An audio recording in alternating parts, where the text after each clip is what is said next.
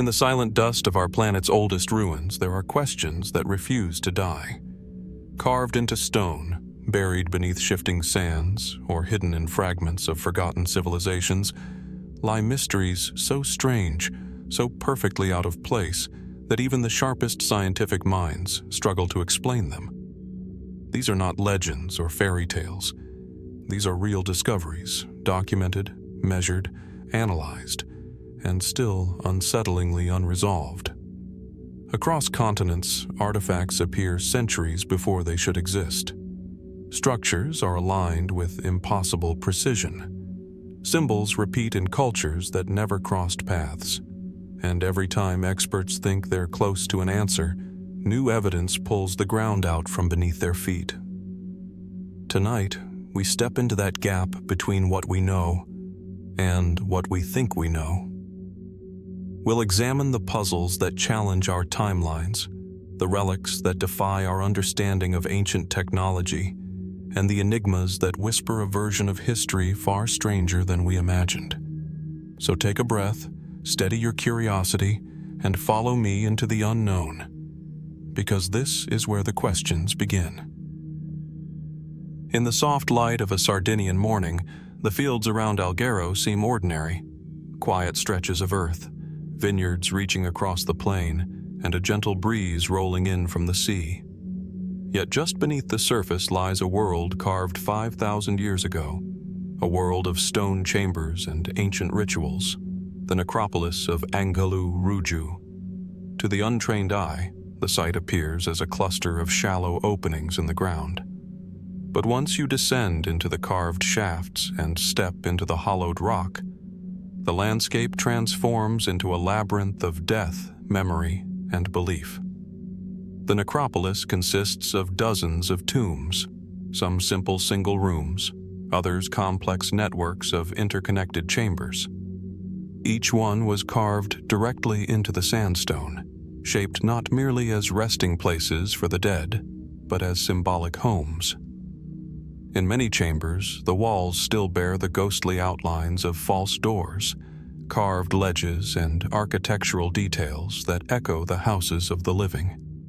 It is as if the ancient builders sought to recreate in miniature a familiar world for those who had crossed into the unknown. Red ochre once stained parts of these interiors, a pigment associated with life, renewal, and transformation. In one of the most evocative chambers, the doorway is framed by the carved image of a bull's head on either side, stylized yet unmistakable. The bull, a creature associated with strength and fertility, appears repeatedly in prehistoric Sardinian ritual contexts. But why it was placed here, inside the dwelling of the dead, is still a matter of quiet debate. Was it meant as a symbol of rebirth, a guardian spirit, a representation of a deity whose name has long since vanished? Archaeological investigations show that the necropolis was used for centuries, beginning in the late Neolithic era and continuing well into the Copper and early Bronze Ages. Over that long span of time, entire communities returned again and again to reopen the tombs, adding new burials beside the old. Some chambers have held dozens of individuals, layered across generations. The practice speaks of deep continuity, a shared understanding that these carved spaces were not fleeting, not temporary, but sacred anchors in the landscape. Among the objects found inside the tombs are finely made ceramics, beads of bone or shell, stone tools, and copper blades. Some of these items appear to have originated far from Sardinia, hinting at impressive networks of exchange in an era long before written records. The presence of foreign materials, whether from neighboring Mediterranean shores or more distant regions, suggests that the communities who built Anghelu Ruju were not isolated. They were connected, trading goods, ideas, and perhaps rituals with others across the sea. Yet for all these clues, so much remains uncertain. Some skeletons were found laid out in careful positions, as if arranged with intention. Others appear disturbed or repositioned, perhaps through later reuse or ritual manipulation. In a few cases, evidence points to partial burning, though not full cremation. Such variation has prompted a range of interpretations. Were different burial customs reserved for different social roles, different families, different beliefs over the centuries? The architecture itself raises further questions.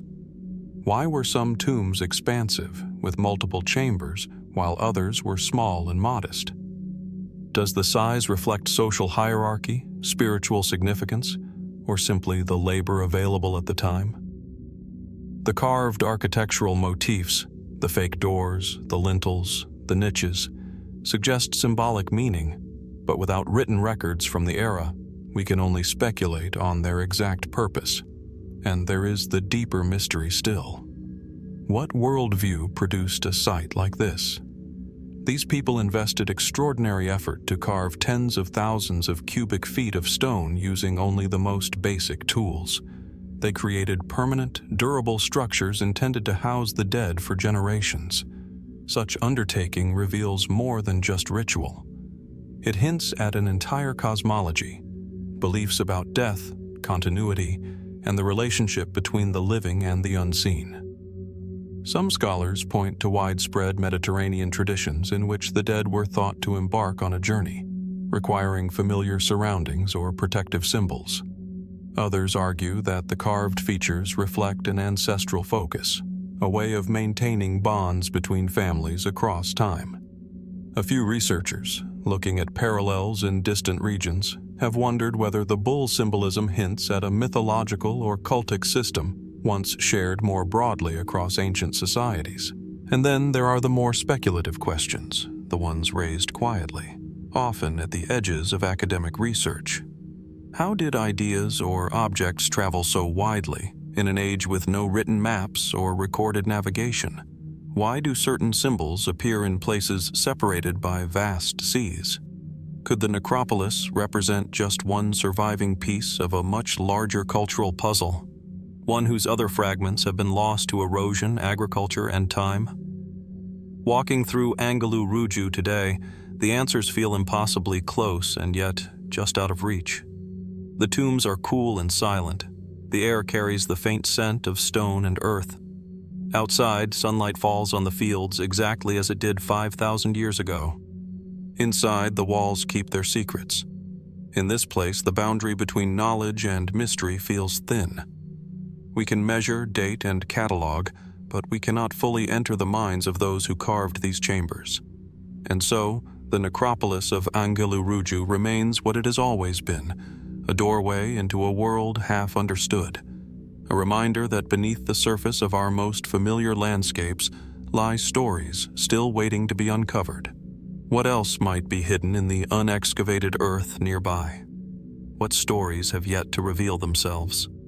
Here, among these ancient stones, the past still whispers, and we are left to listen. Following the quiet descent into the ancient chambers of Anghelu Ruju, our journey now shifts northeast, across mountains, rivers, and continents, to a landscape very different from Sardinia's carved necropolises, yet no less mysterious.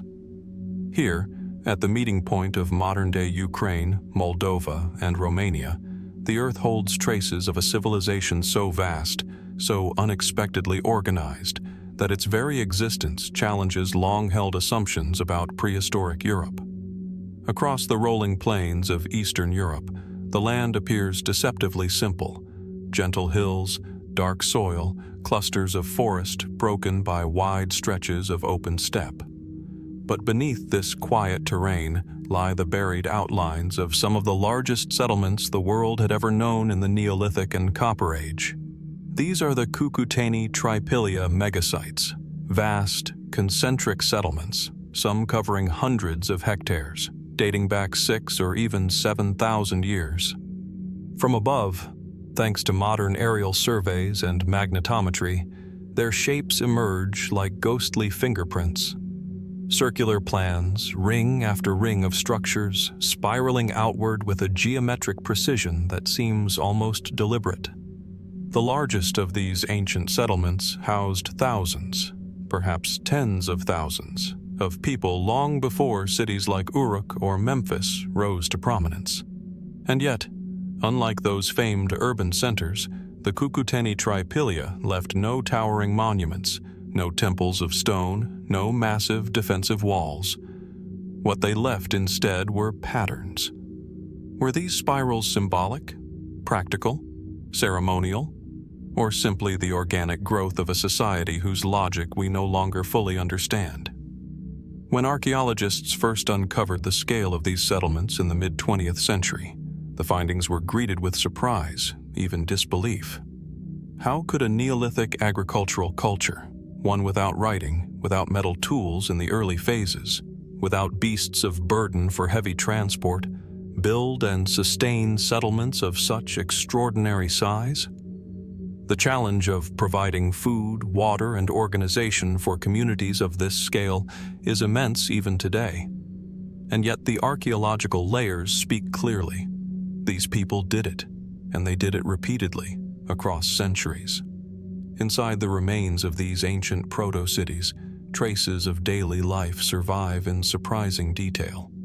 The inhabitants built large, sturdy houses from wattle and daub, often with multiple rooms and elevated floors. They crafted intricate pottery, spirals, whorls, and complex geometrical motifs that some researchers interpret as symbolic systems or spiritual expressions. Figurines shaped from clay reveal stylized human forms, predominantly female, seated or standing, adorned or abstract. What roles did these figures play? Were they household icons, ritual objects, representations of mythology, or simply artistic expressions from a culture whose worldview is now lost? One of the most striking and puzzling aspects of the Cucuteni-Trypillia culture is their practice of periodically burning entire settlements to the ground. Not just a single house or a handful of structures, but sometimes thousands of homes, simultaneously, in what appears to have been organized, intentional destruction. Afterward, they would rebuild, often on the same spot. Why would a community incinerate its own home? Some theories suggest ritual purification, a symbolic cycle of renewal.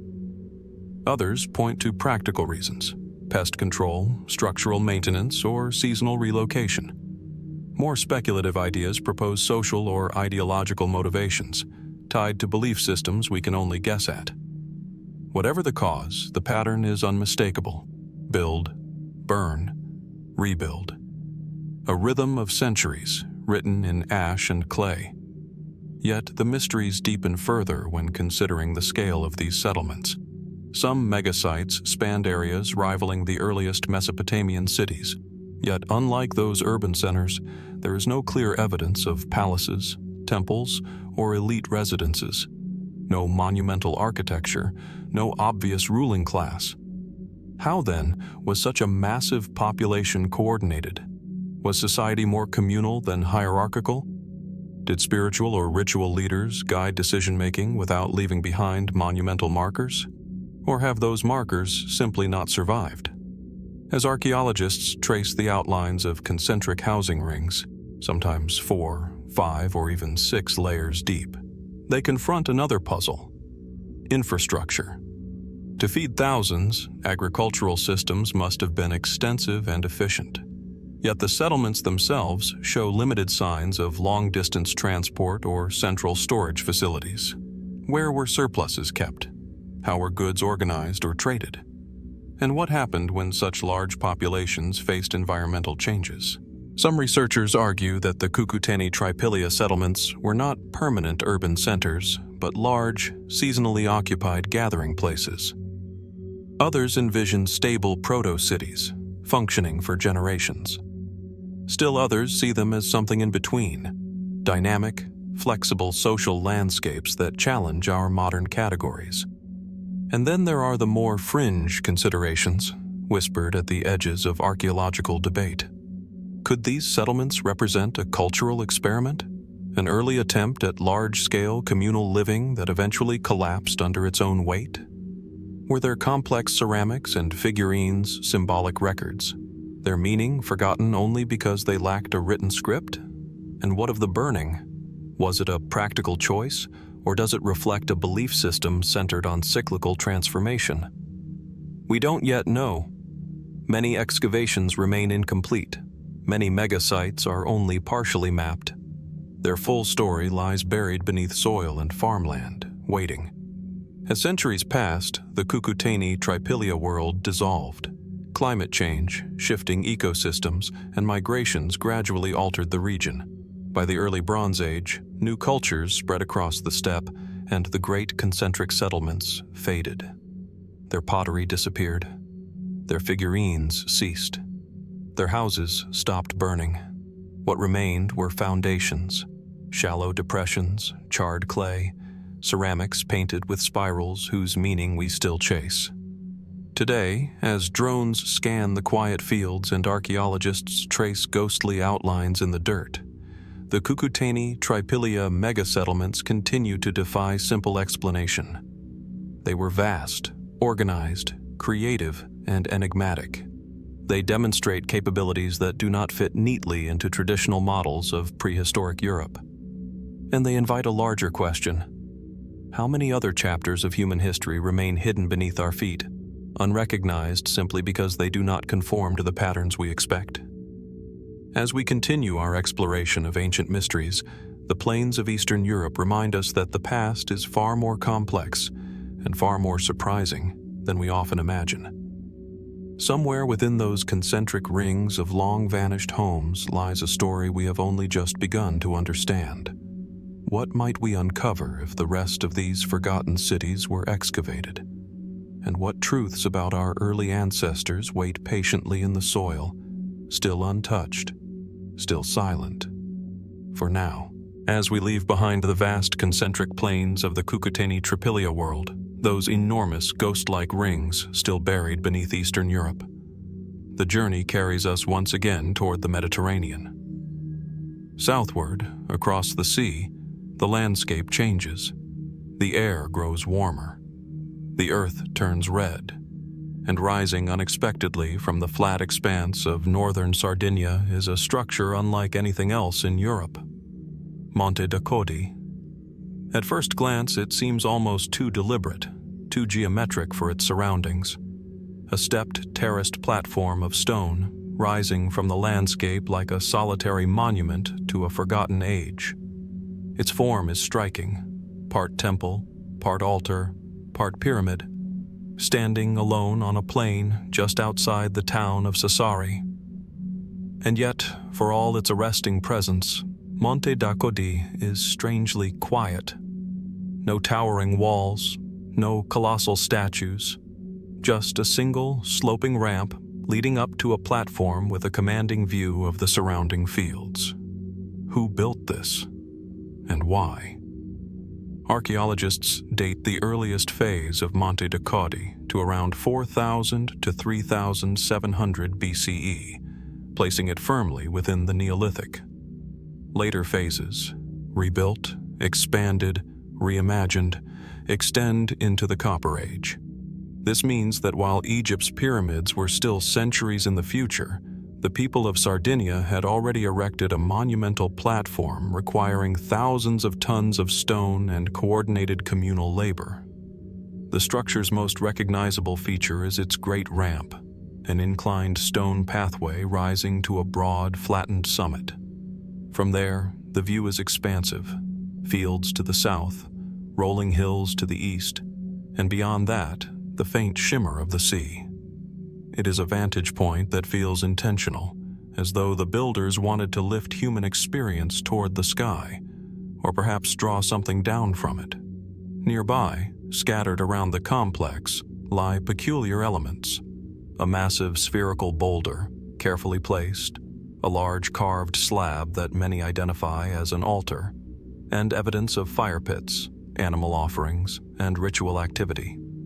Taken together, these elements hint at ceremonies, perhaps seasonal, perhaps cosmological, perhaps something more elusive. Yet unearthed artifacts are few, and written records none. What happened atop this platform is known only through silence and fragments.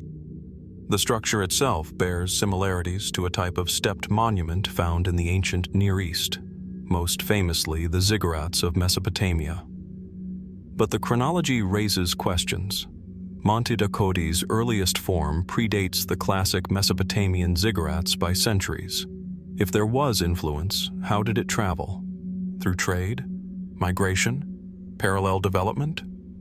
Or is the similarity only superficial, a coincidence of human imagination finding the same architectural solution in distant lands?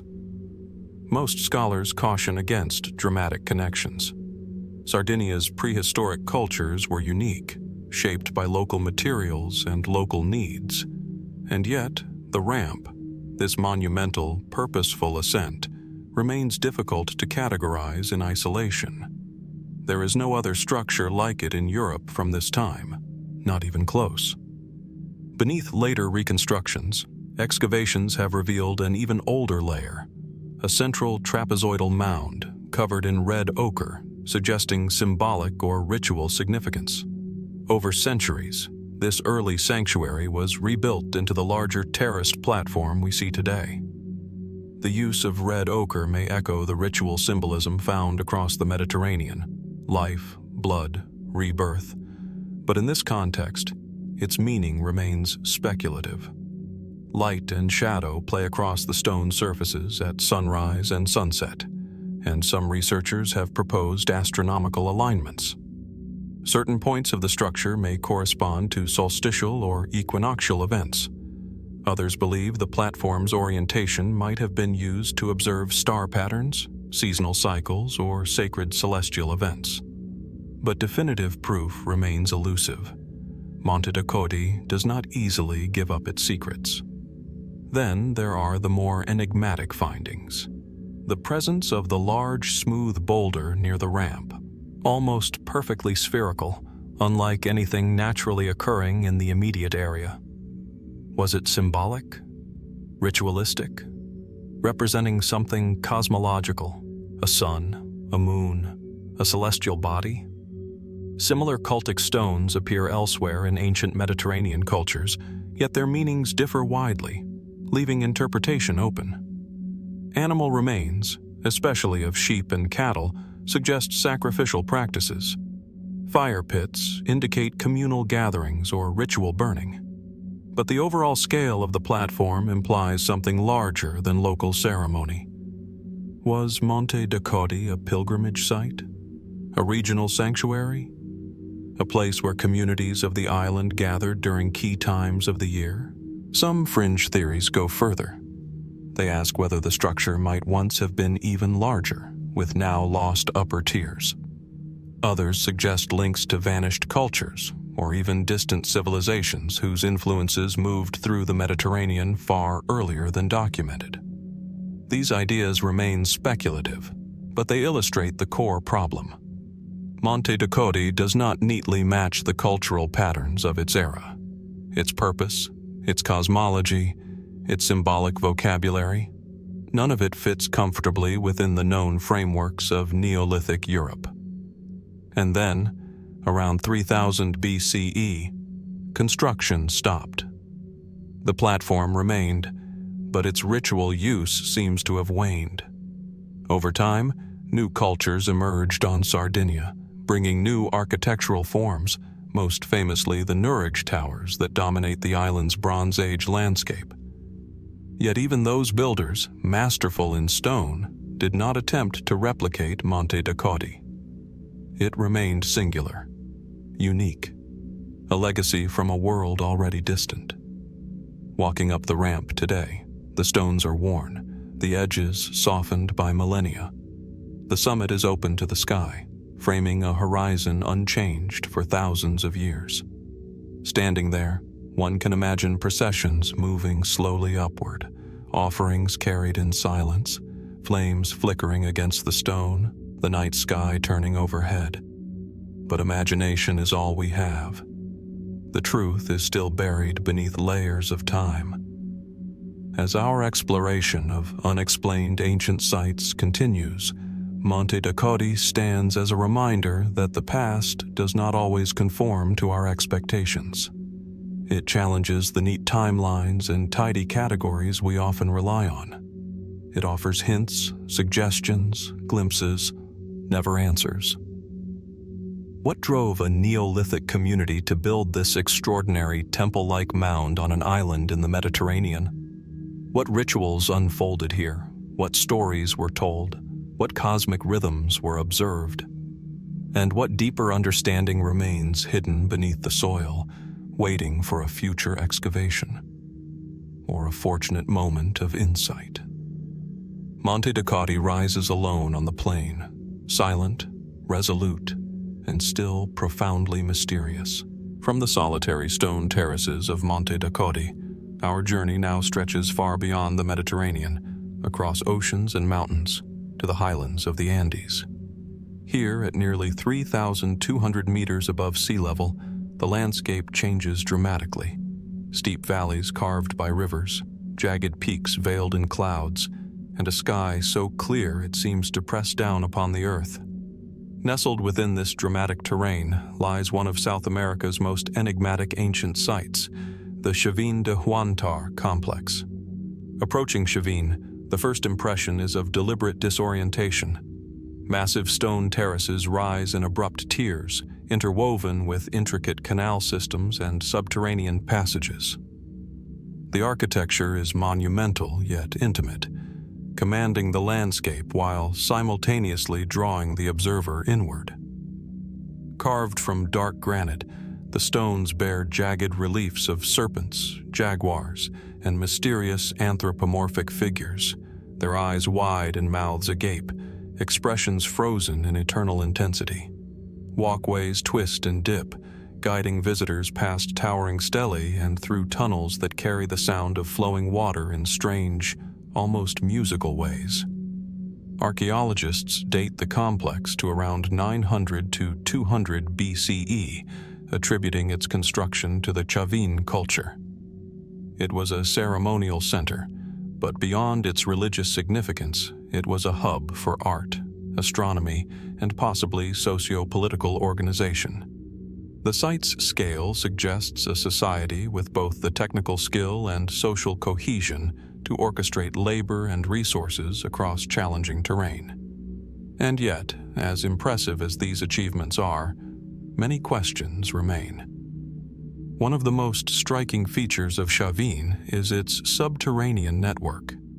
Deep tunnels channel water from nearby rivers, creating both practical irrigation and an acoustic environment that amplifies or transforms natural sounds. Some researchers suggest these sonic effects were designed deliberately to evoke altered states of consciousness during rituals.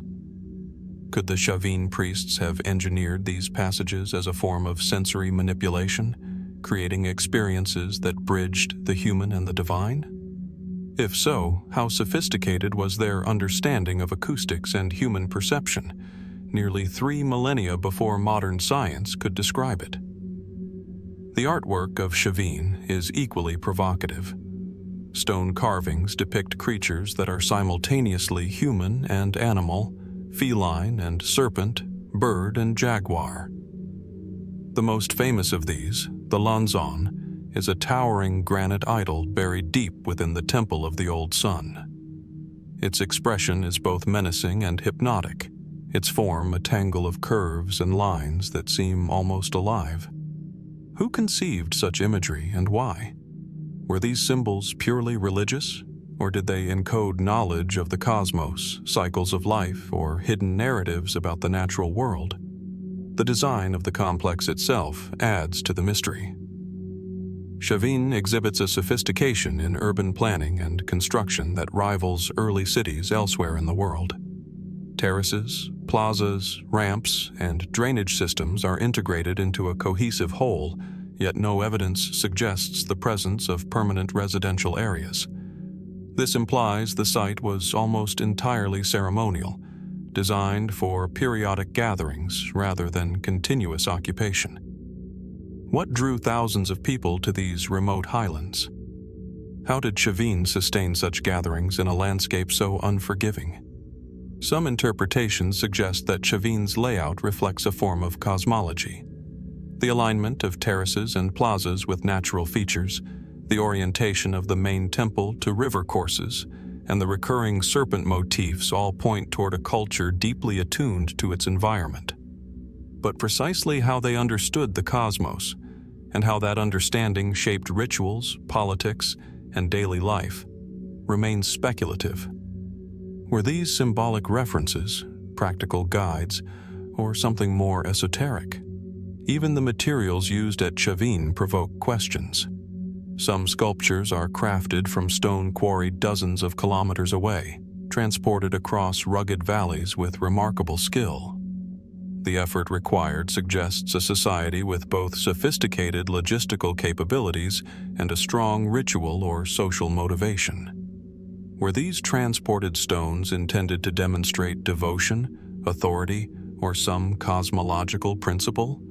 And what techniques allowed such precise shaping and positioning without the benefit of metal tools of great hardness? As with many ancient sites, the unanswered questions provoke as much fascination as the tangible remains. Why did Chavin de Huantar rise to prominence and then fade, leaving few written records? How were such extraordinary artistic, engineering, and ceremonial achievements maintained over centuries in a challenging environment? And what knowledge, encoded in its tunnels, stone carvings, and subterranean acoustics, might have been lost to time? Walking through the complex today, one is struck by its duality. It is monumental yet intimate, designed for spectacle yet concealing its most significant features deep below. The flowing canals whisper to the visitor, while jaguar eyes seem to follow silently from carved stone. The wind threads through terraces, carrying echoes of chants that may have long since ceased. In Chavin, the past is tangible, yet its meaning remains just out of reach. The mystery is not simply in its construction, nor solely in the art, but in the totality of the experience. A landscape shaped by human hands, informed by ritual, adorned with symbols, and aligned with natural forces in ways we can still only partially comprehend. The Chavin de Huantar complex challenges our understanding of what early civilizations were capable of, not only technologically but intellectually and spiritually. And so, we are left to wonder, what did the builders of Chavin see when they descended into those tunnels, gazed upon the Lanzon, and listened to the river roar beneath their feet?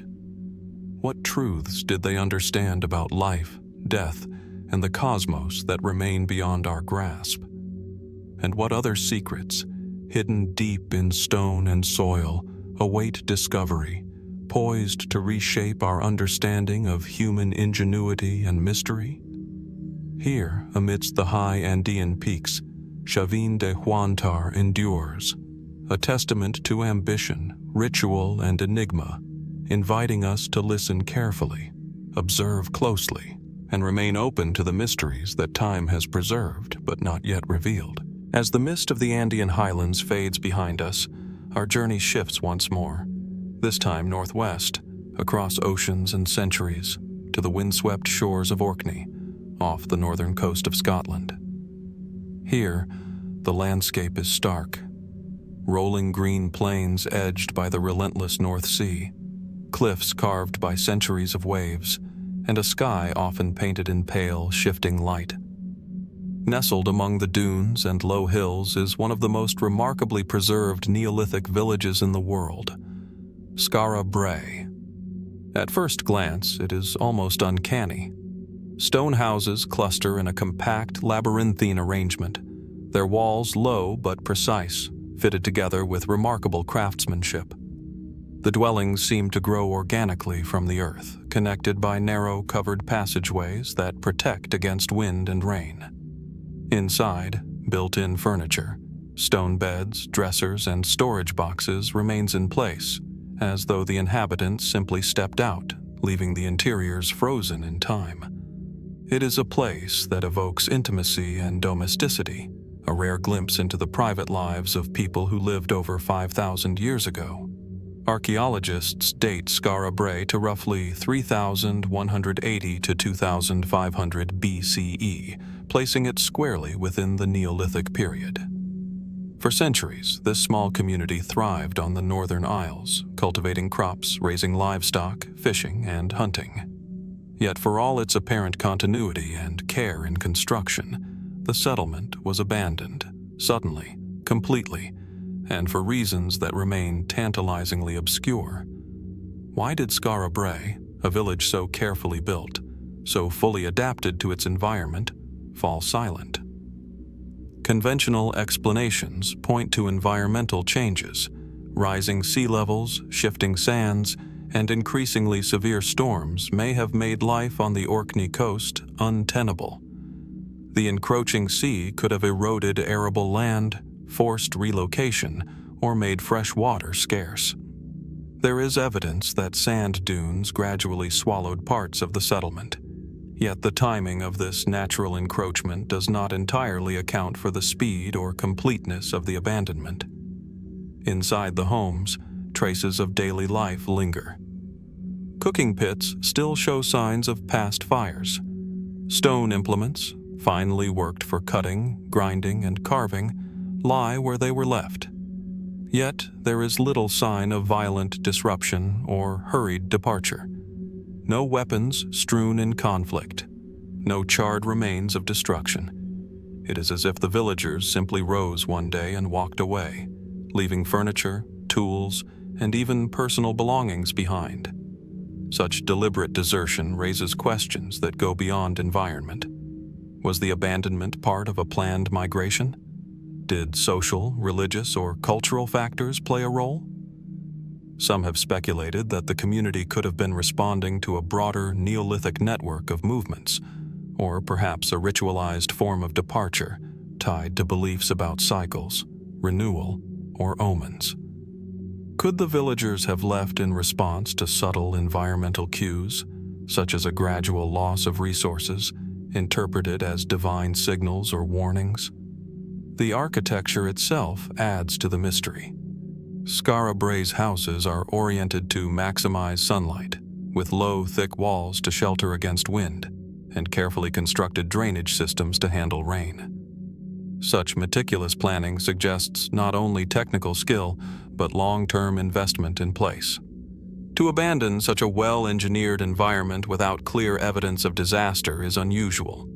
Did something imperceptible, intangible, drive them away? A change in social cohesion, a shift in leadership, or a spiritual directive that we cannot read? There are whispers of more speculative possibilities. Some researchers note the alignment of structures and passageways to celestial events, hinting at knowledge of solstices and seasonal cycles. Could astronomical observation have influenced settlement patterns, agricultural cycles, or ceremonial practices? And if so, might changes in these cycles, or misinterpretation of them, have played a role in the ultimate decision to leave? While intriguing, such ideas remain in the realm of informed conjecture. The material culture offers further puzzles. The tools and ornaments show remarkable craftsmanship, yet the community left behind almost all of it intact. It is not the pattern of theft or invasion, nor does it suggest sudden catastrophe. And yet, when the North Sea eventually encroached more aggressively in subsequent centuries, much of the settlement was buried, preserving it as a time capsule. What prompted this deliberate withdrawal, and what stories did the villagers take with them as they vanished from the stone houses they had so painstakingly built? Walking through Skara Brae today, the passageways are narrow, the stone walls cold and smooth under the hand. The wind whistles through gaps in the roof slabs, carrying a persistent reminder of the harsh climate that shaped daily life here. It is quiet, but not empty. The village speaks to us in traces: the arrangement of homes, the remnants of hearths, the patterns of storage and care, and the intimate scale of domestic spaces. It is a place alive with human presence, yet profoundly silent about its departure. As we examine the site in the context of other ancient mysteries, large ceremonial centers, vast urban networks, solitary monuments, we notice a recurring theme: human ingenuity paired with choices we cannot fully explain. Skara Brae is both ordinary and extraordinary. It reflects domestic life in a Neolithic community, yet the circumstances of its abandonment elevate it into something more enigmatic. We are left to ask, what prompted this community to leave behind a world they had mastered, a settlement perfectly adapted to its environment? What stories did they carry into new lands, and what knowledge, skills, or beliefs were lost when the houses were left to the sand and sea? How often have other communities vanished quietly, leaving only traces for the future to uncover? Standing among the stone walls of Skara Brae, one cannot escape the sense of absence as a kind of presence. The villagers may have disappeared from sight, but their choices echo through time, inviting us to consider the fragility of human settlements, the impermanence of life even in well-constructed homes, and the enduring mysteries that lie beneath our feet, waiting for us to listen. From the windswept Orkney shores of Skara Brae, where stone homes whisper of vanished lives, our exploration now takes us back across continents and centuries to the deserts of Egypt, a land where the ancient past lies buried under sand, sun, and myth. Among the hieroglyphs, tombs, and monumental pyramids, there exists a document whose authenticity and meaning have baffled scholars and enthusiasts alike: the Tulli Papyrus. Unlike the grand stone edifices that dominate Egypt's landscape, the Tulli Papyrus is ephemeral, fragile, a manuscript said to have been copied from a now lost original dating to the reign of Thutmose III around 1480 BCE. It is a slender scroll of Egyptian hieratic script, delicate with age, and its content is unusual. Rather than recounting kings, battles, or offerings to gods, it appears to describe strange aerial phenomena over the skies of ancient Egypt. According to translations of the surviving copies, the text recounts a series of mysterious circles of fire, or disks, appearing in the sky. The sky, it states, was filled with fiery disks, moving swiftly across the heavens, shining in a manner never before seen. The phenomenon caused great agitation among the populace, and priests were summoned to interpret the celestial signs. There is a suggestion of interaction between these objects and the earthly realm, with light shining down and unusual effects observed on the land. If genuine, the Tulli Papyrus would be among the earliest known records of unexplained aerial phenomena, predating modern aviation by millennia. And yet, the provenance of the document itself is murky. It was reportedly discovered by Alberto Tulli, a former director of the Egyptian section of the Vatican Museum, who claimed to have copied the manuscript from an original papyrus in the museum archives in the mid-20th century.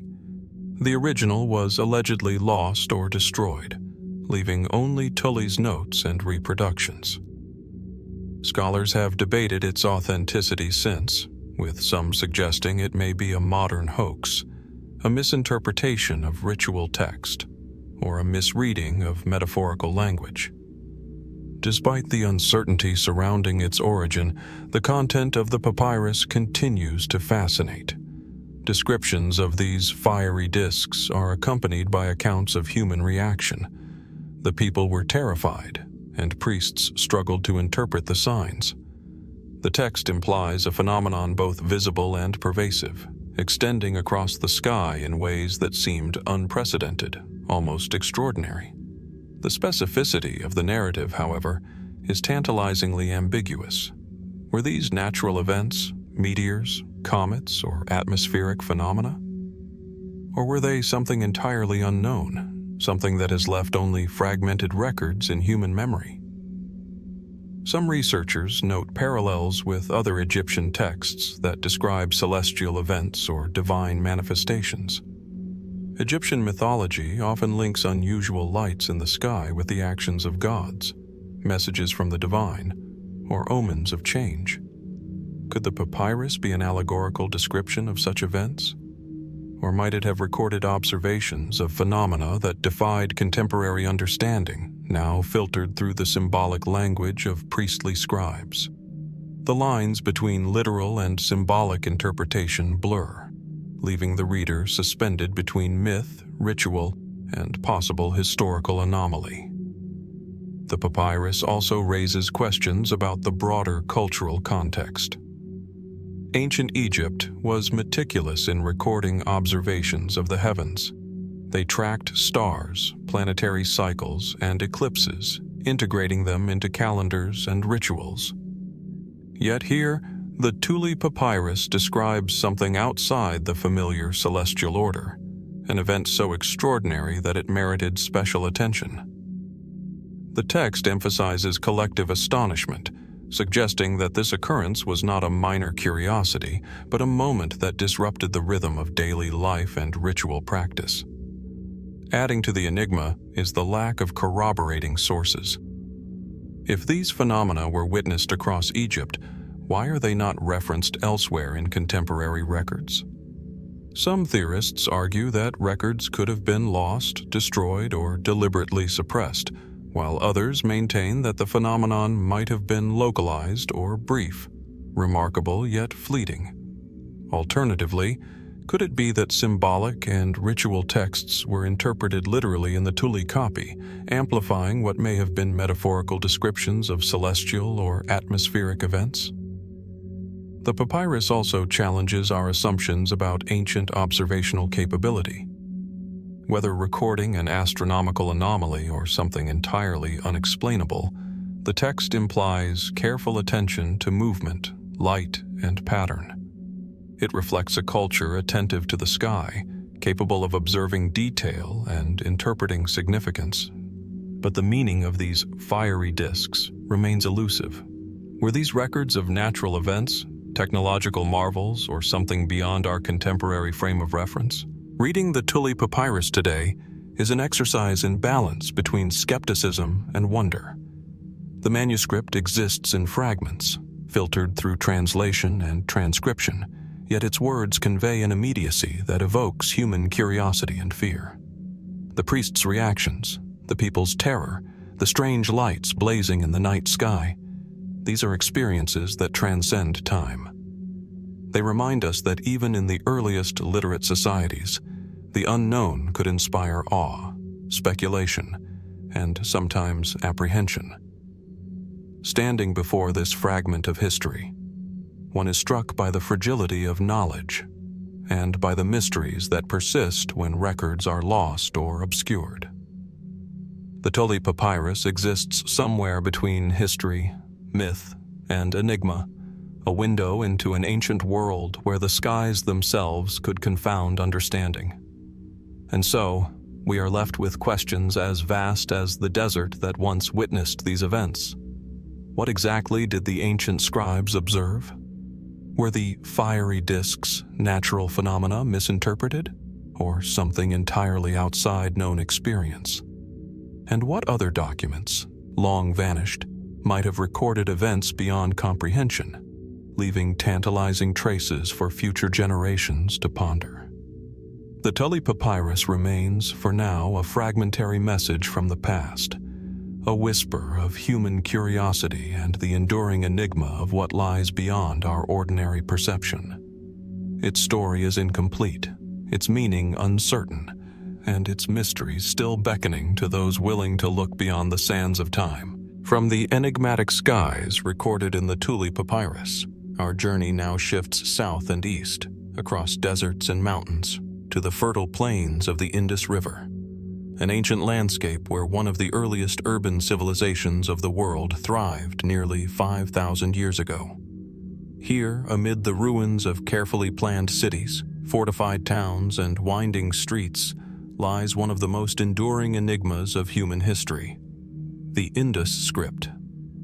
Scattered across the sites of Harappa, Mohenjo-Daro, Dholavira, and numerous smaller settlements, the Indus script appears on thousands of small objects: clay seals, pottery fragments, copper tablets, and even tools. The symbols are intricate yet concise, tiny strokes, geometric shapes, and stylized motifs arranged in sequences rarely exceeding a few dozen characters. At first glance, they seem almost deliberately simple. But closer study reveals a remarkable variety, a complexity hinting at a sophisticated system of communication. Dating to roughly 2600 to 1900 BCE, the script belongs to the Indus Valley Civilization, a society remarkable for its urban planning, standardized weights, advanced drainage systems, and impressive craftsmanship. Yet, unlike Mesopotamia or Egypt, the Indus script has never been conclusively deciphered. We know it represents language, or something akin to language, but we do not know which language, nor the meaning of its signs, nor the exact principles behind its construction. The objects themselves are often small, personal, and portable, suggesting everyday use, commercial transactions, or administrative purposes. Seals, for example, frequently depict animals, unicorns, bulls, elephants, accompanied by lines of symbols. Were these identifiers of ownership, markers of trade, or elements of ritual significance? Some inscriptions appear on ceremonial pottery or offerings, hinting at symbolic or religious usage. And yet, no long inscriptions or narrative texts have been found, no books or scrolls to guide us.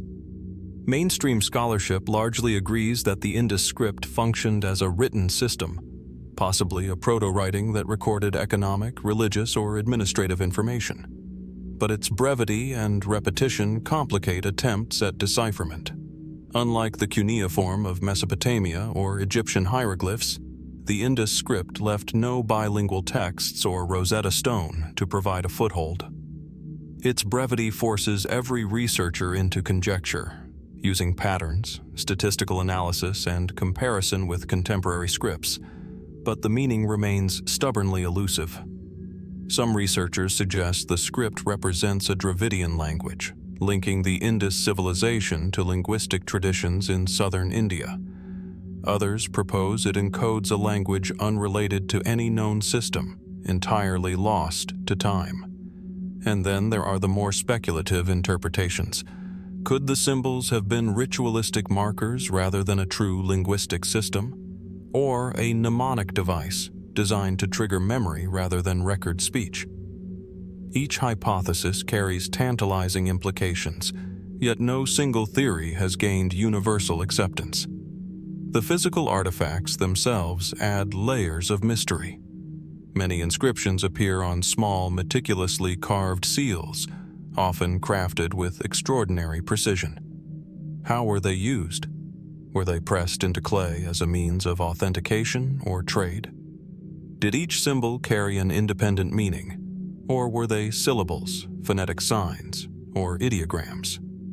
Some patterns suggest repetition and standardization, hinting at a sophisticated system of encoding information, yet the absence of extensive texts leaves all interpretations tentative. Furthermore, the Indus Valley cities themselves hint at a culture of remarkable organization and control. Streets are laid out in strict grids, bricks are uniform in size, water flows through carefully engineered drains. Such order implies governance, commerce, and record-keeping. Yet, without deciphering the script, the nature of that administration remains opaque. Who ruled these cities, and how was authority maintained? What knowledge was recorded and transmitted through these symbols, and why did the writing ultimately disappear?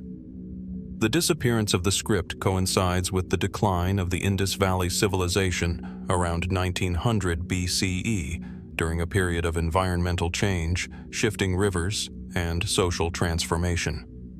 Many cities were abandoned, settlements shrank, and writing vanished. Unlike Mesopotamia or Egypt, the script was not preserved, copied, or adapted by successor cultures.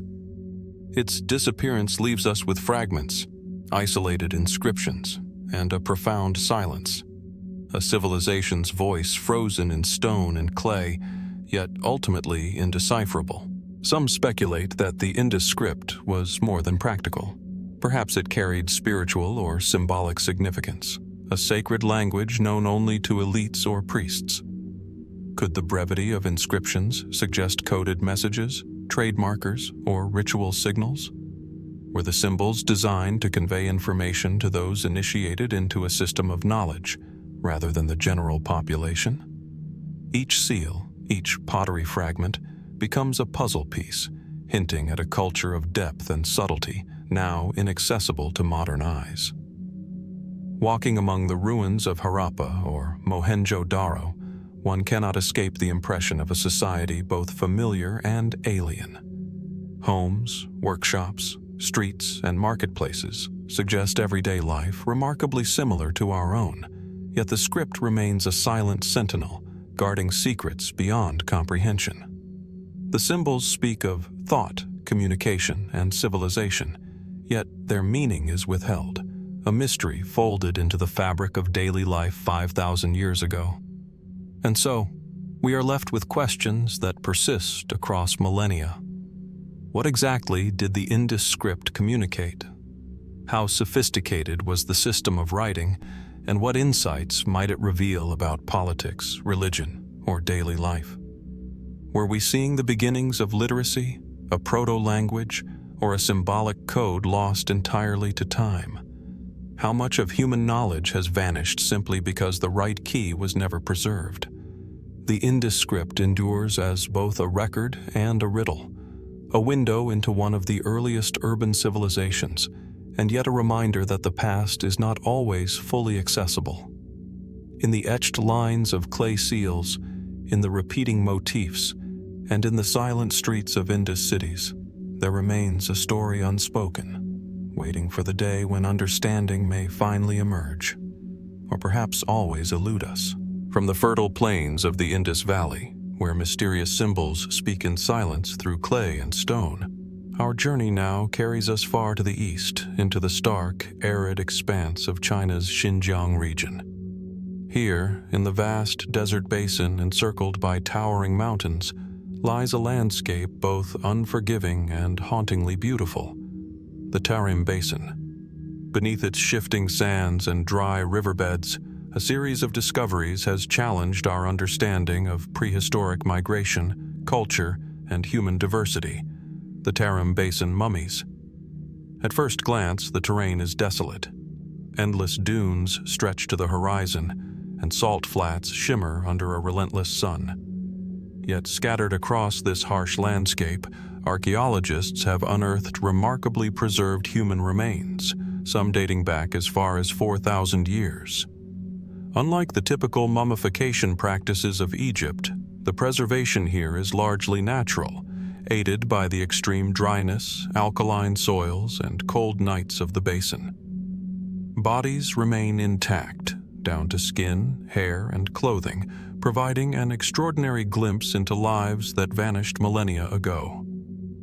What makes these finds remarkable is not only their preservation, but also their unexpected features.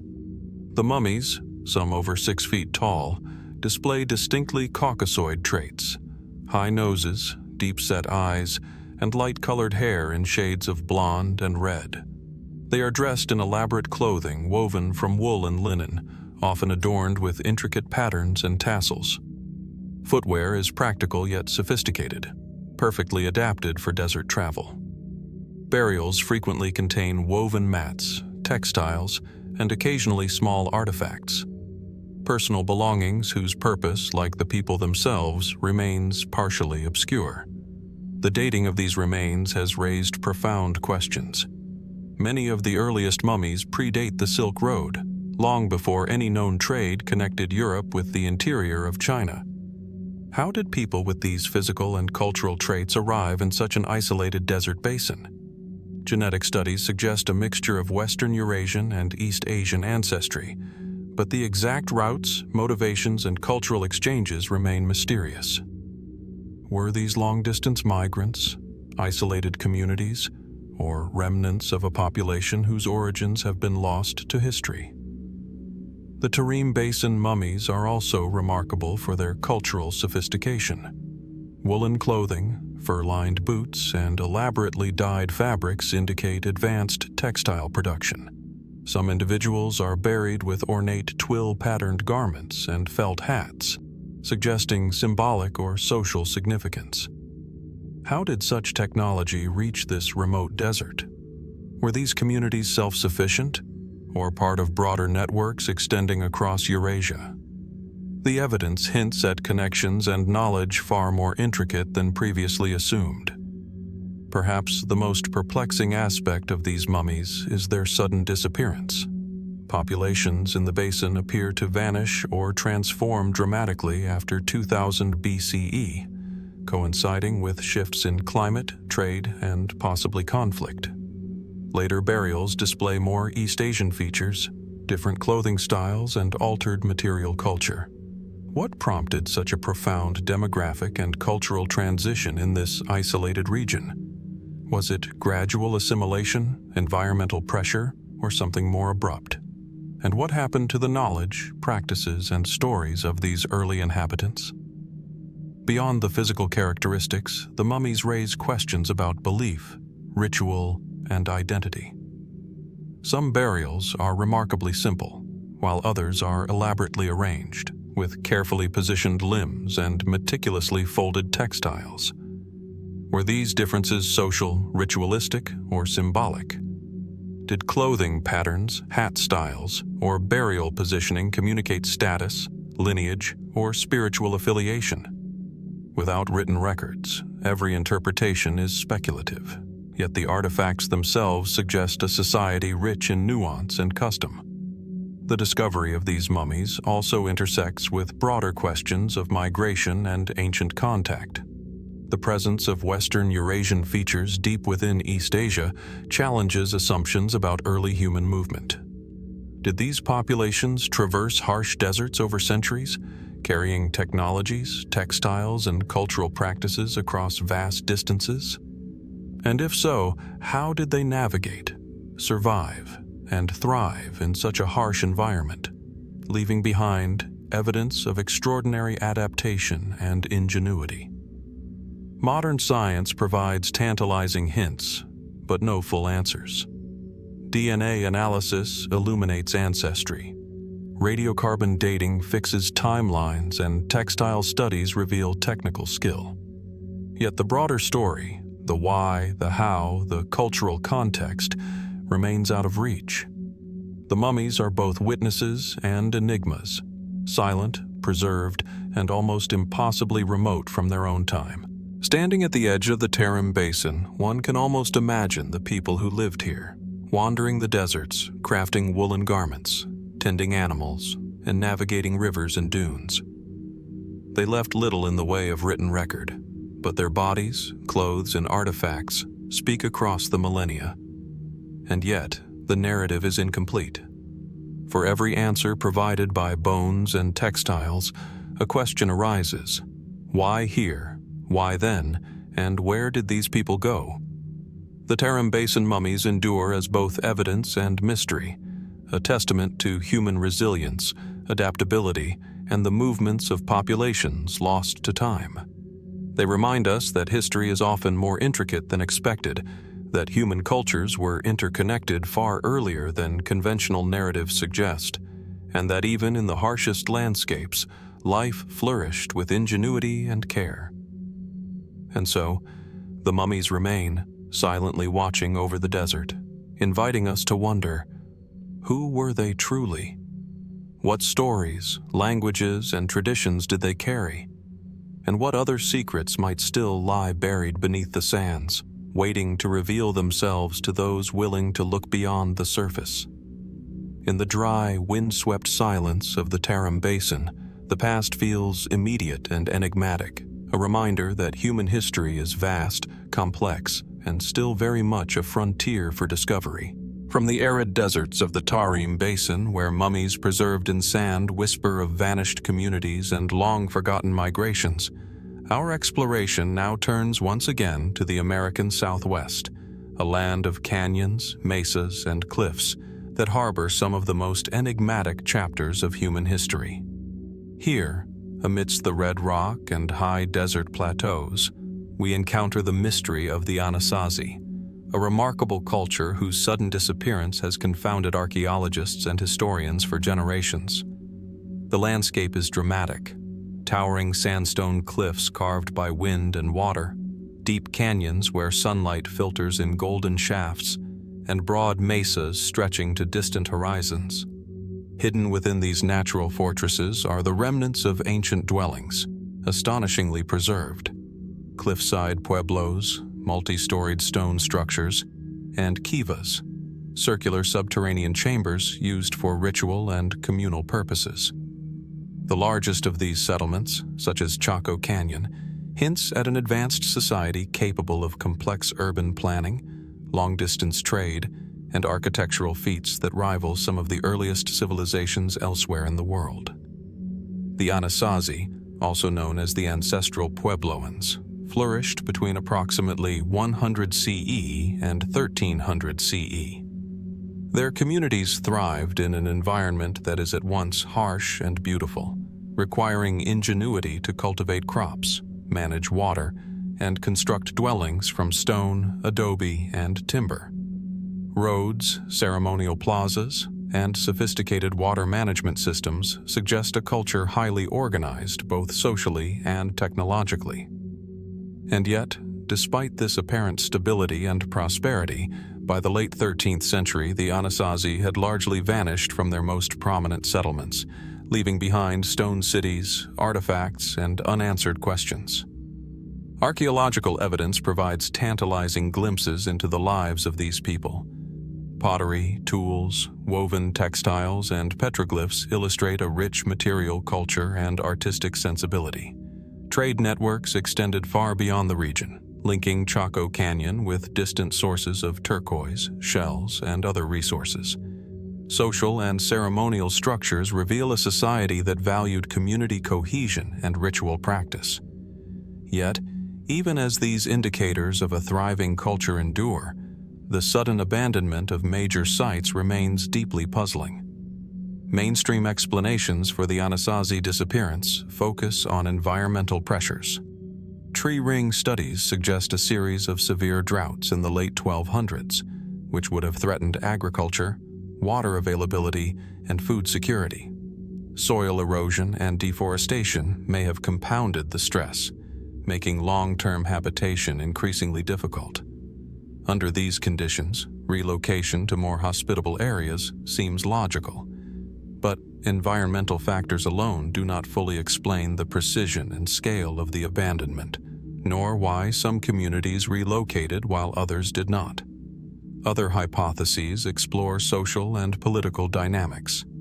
Conflicts within or between communities could have driven migration or accelerated collapse. Shifts in trade networks, ritual practices, or leadership structures may have undermined cohesion. There are signs of defensive architecture, walls, and strategically placed dwellings that hint at the possibility of social tension or external threats. Yet, the archaeological record is silent on direct evidence of warfare, leaving interpretations largely speculative.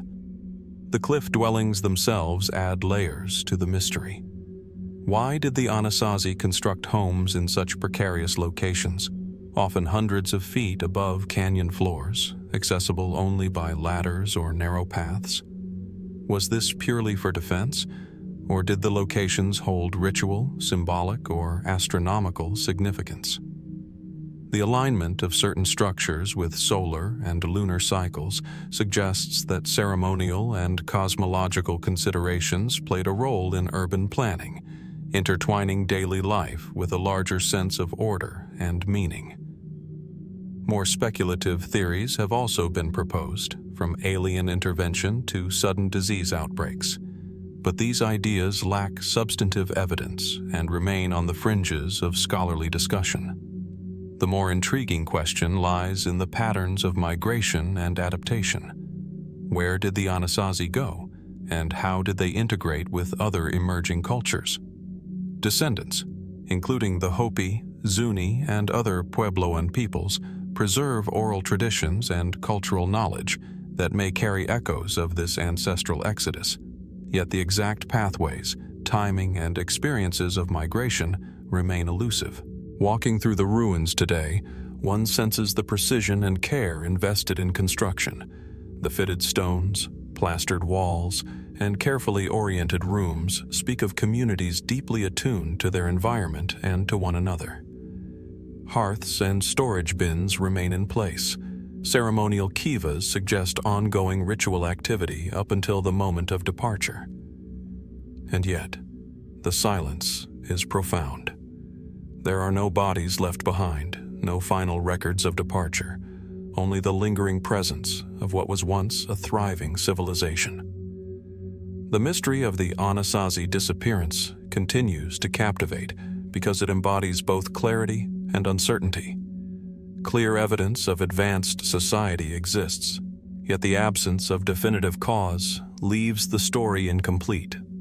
It forces us to consider the fragility of human settlement, the complexity of cultural resilience, and the many variables, environmental, social, and spiritual, that shape the destiny of a people. And so, as we stand among the stone walls and sunlit mesas, the unanswered questions persist. What combination of forces led these communities to abandon homes they had invested generations into building? How did the survivors carry their knowledge, traditions, and identity into new lands? And what lessons about human adaptability, vulnerability, and ingenuity are encoded in the silent canyons and abandoned kivas of the Southwest? The Anasazi disappearance endures as both a historical record and a profound mystery, reminding us that even well-documented civilizations can vanish, leaving behind echoes of lives once lived, yet leaving the full story tantalizingly out of reach. In these red rock landscapes, the past speaks in fragments, inviting reflection, investigation, and the enduring wonder of the unknown. From the high desert canyons of the American Southwest, where the vanished Anasazi left stone cities frozen in time, our journey now turns back to the Nile Valley, to a small but monumental artifact that would change the course of human understanding, the Rosetta Stone. Its surface is unassuming, a single slab of granodiorite carved with inscriptions in 3 scripts, yet it holds secrets and questions that extend far beyond its immediate content, raising an enigmatic gap in the historical record that continues to intrigue scholars. The stone itself is striking in its simplicity. Roughly 3 feet tall and 2 feet wide, its dark gray surface glimmers faintly under museum lighting. Chiseled into its face are lines of hieroglyphs, Demotic script, and classical Greek, arranged with meticulous care. To the casual observer, it is merely an artifact, a decree issued during the reign of Ptolemy V in 196 BCE. But the Rosetta Stone is far more than a governmental proclamation. It is the key that unlocked the secrets of ancient Egyptian writing. And yet, there is an aspect of its origin that remains frustratingly opaque, a conspicuous gap between the age of Egyptian hieroglyphs and the artifact itself. Hieroglyphs had been in use for more than 2 millennia by the time the Rosetta Stone was inscribed. They appear across temple walls, tombs, and monuments dating back to the earliest dynasties of Egypt, yet the Rosetta Stone represents a relatively late standardized form of writing. Why does the surviving corpus of inscriptions leave such a large chronological gap? Where are the records that bridge the centuries between early Old Kingdom texts and this Ptolemaic decree? The artifact itself offers clarity in translation, but its historical context raises as many questions as it answers. The decree, written in 3 scripts, was intended to communicate across social strata. Hieroglyphs spoke to the priestly elite, Demotic to the literate administrative class, and Greek to the ruling Ptolemaic administration. On the surface, this is a document of pragmatic governance. Yet, beneath the practicality lies an implicit question. Why does such a sophisticated system of writing appear so suddenly complete in the historical record, without a continuous chain connecting the earliest inscriptions to this late Ptolemaic form? The apparent discontinuity hints at lost knowledge, unrecorded developments, or artifacts destroyed or yet to be discovered. The Rosetta Stone was discovered in 1799 near the port city of Rosetta during Napoleon's Egyptian campaign.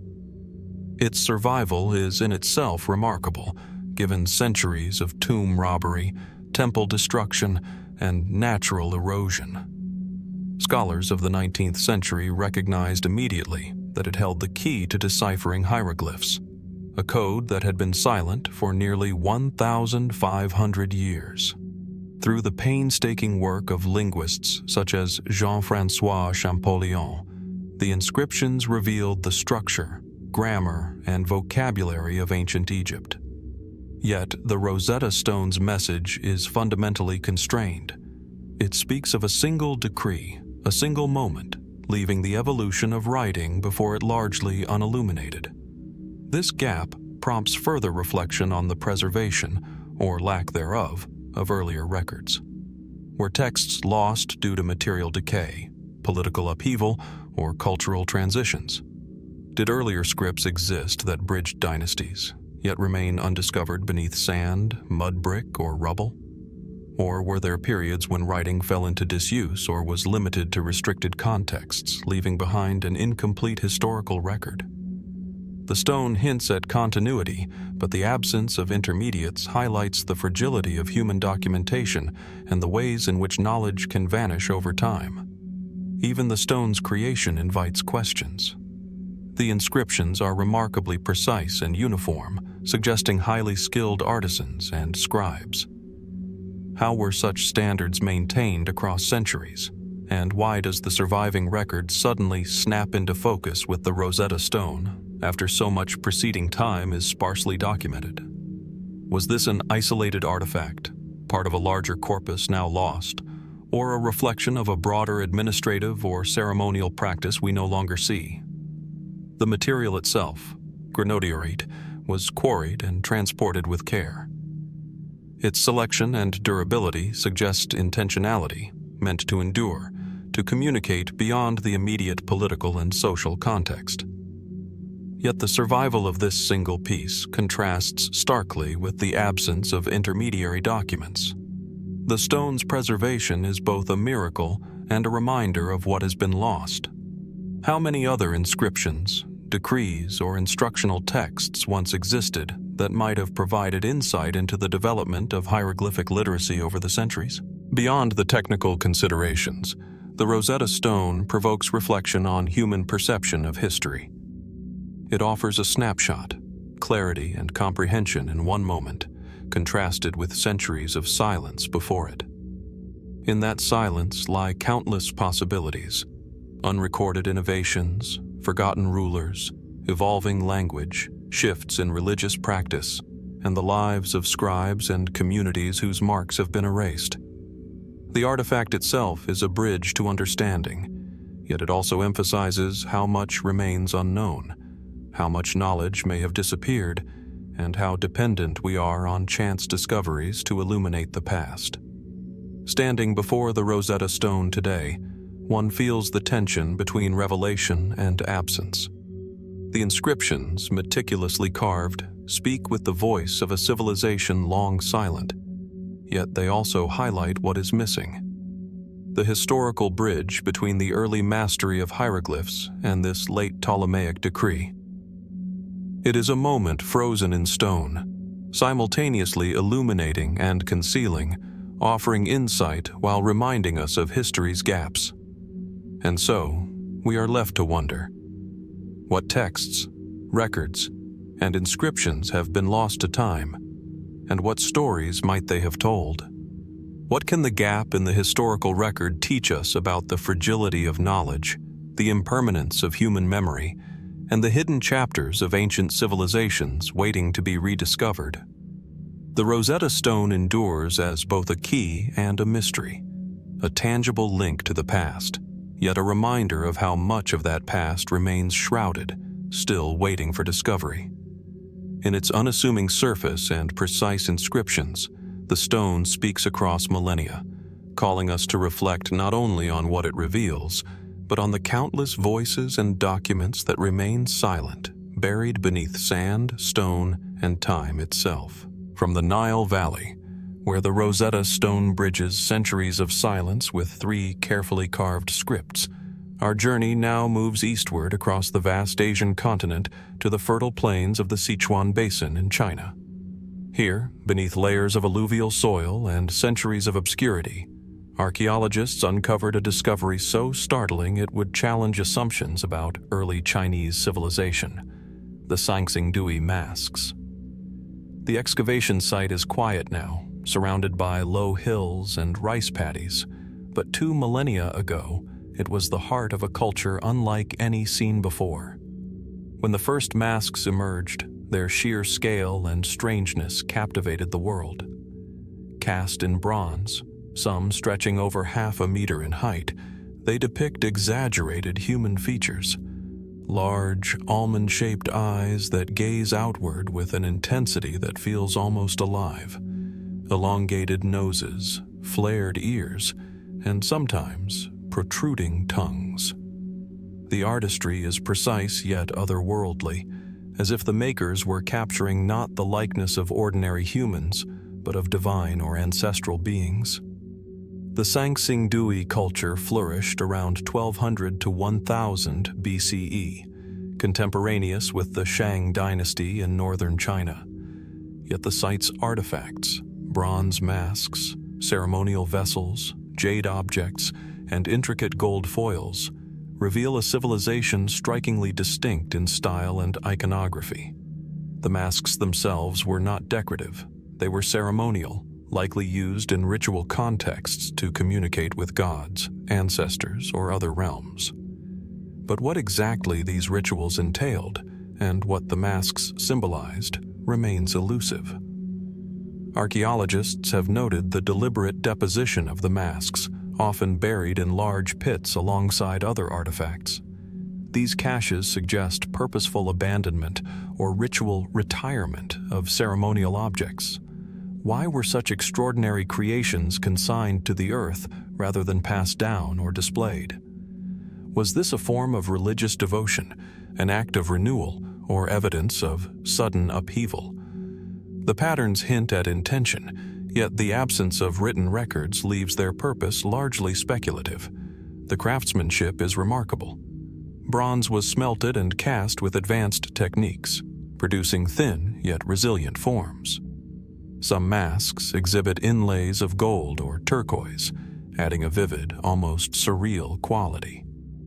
What skills and knowledge allowed the artisans to achieve such precision at this time? And why did such practices develop independently from contemporaneous cultures in China? The differences between Sanxingdui and the northern Shang dynasty are stark: artistic, spiritual, and social, suggesting a civilization that evolved along its own trajectory, now largely lost to history. One of the most compelling mysteries of Sanxingdui is the civilization's sudden disappearance. Archaeological evidence indicates that the site was abandoned around 1000 BCE. Scholars debate whether environmental factors, flooding, or social upheaval prompted the desertion, but no definitive explanation has emerged. Unlike sites in the north, where historical texts illuminate dynastic changes, Sanxingdui leaves only artifacts and the echo of human activity, frozen in time. Why did such a sophisticated culture vanish without trace?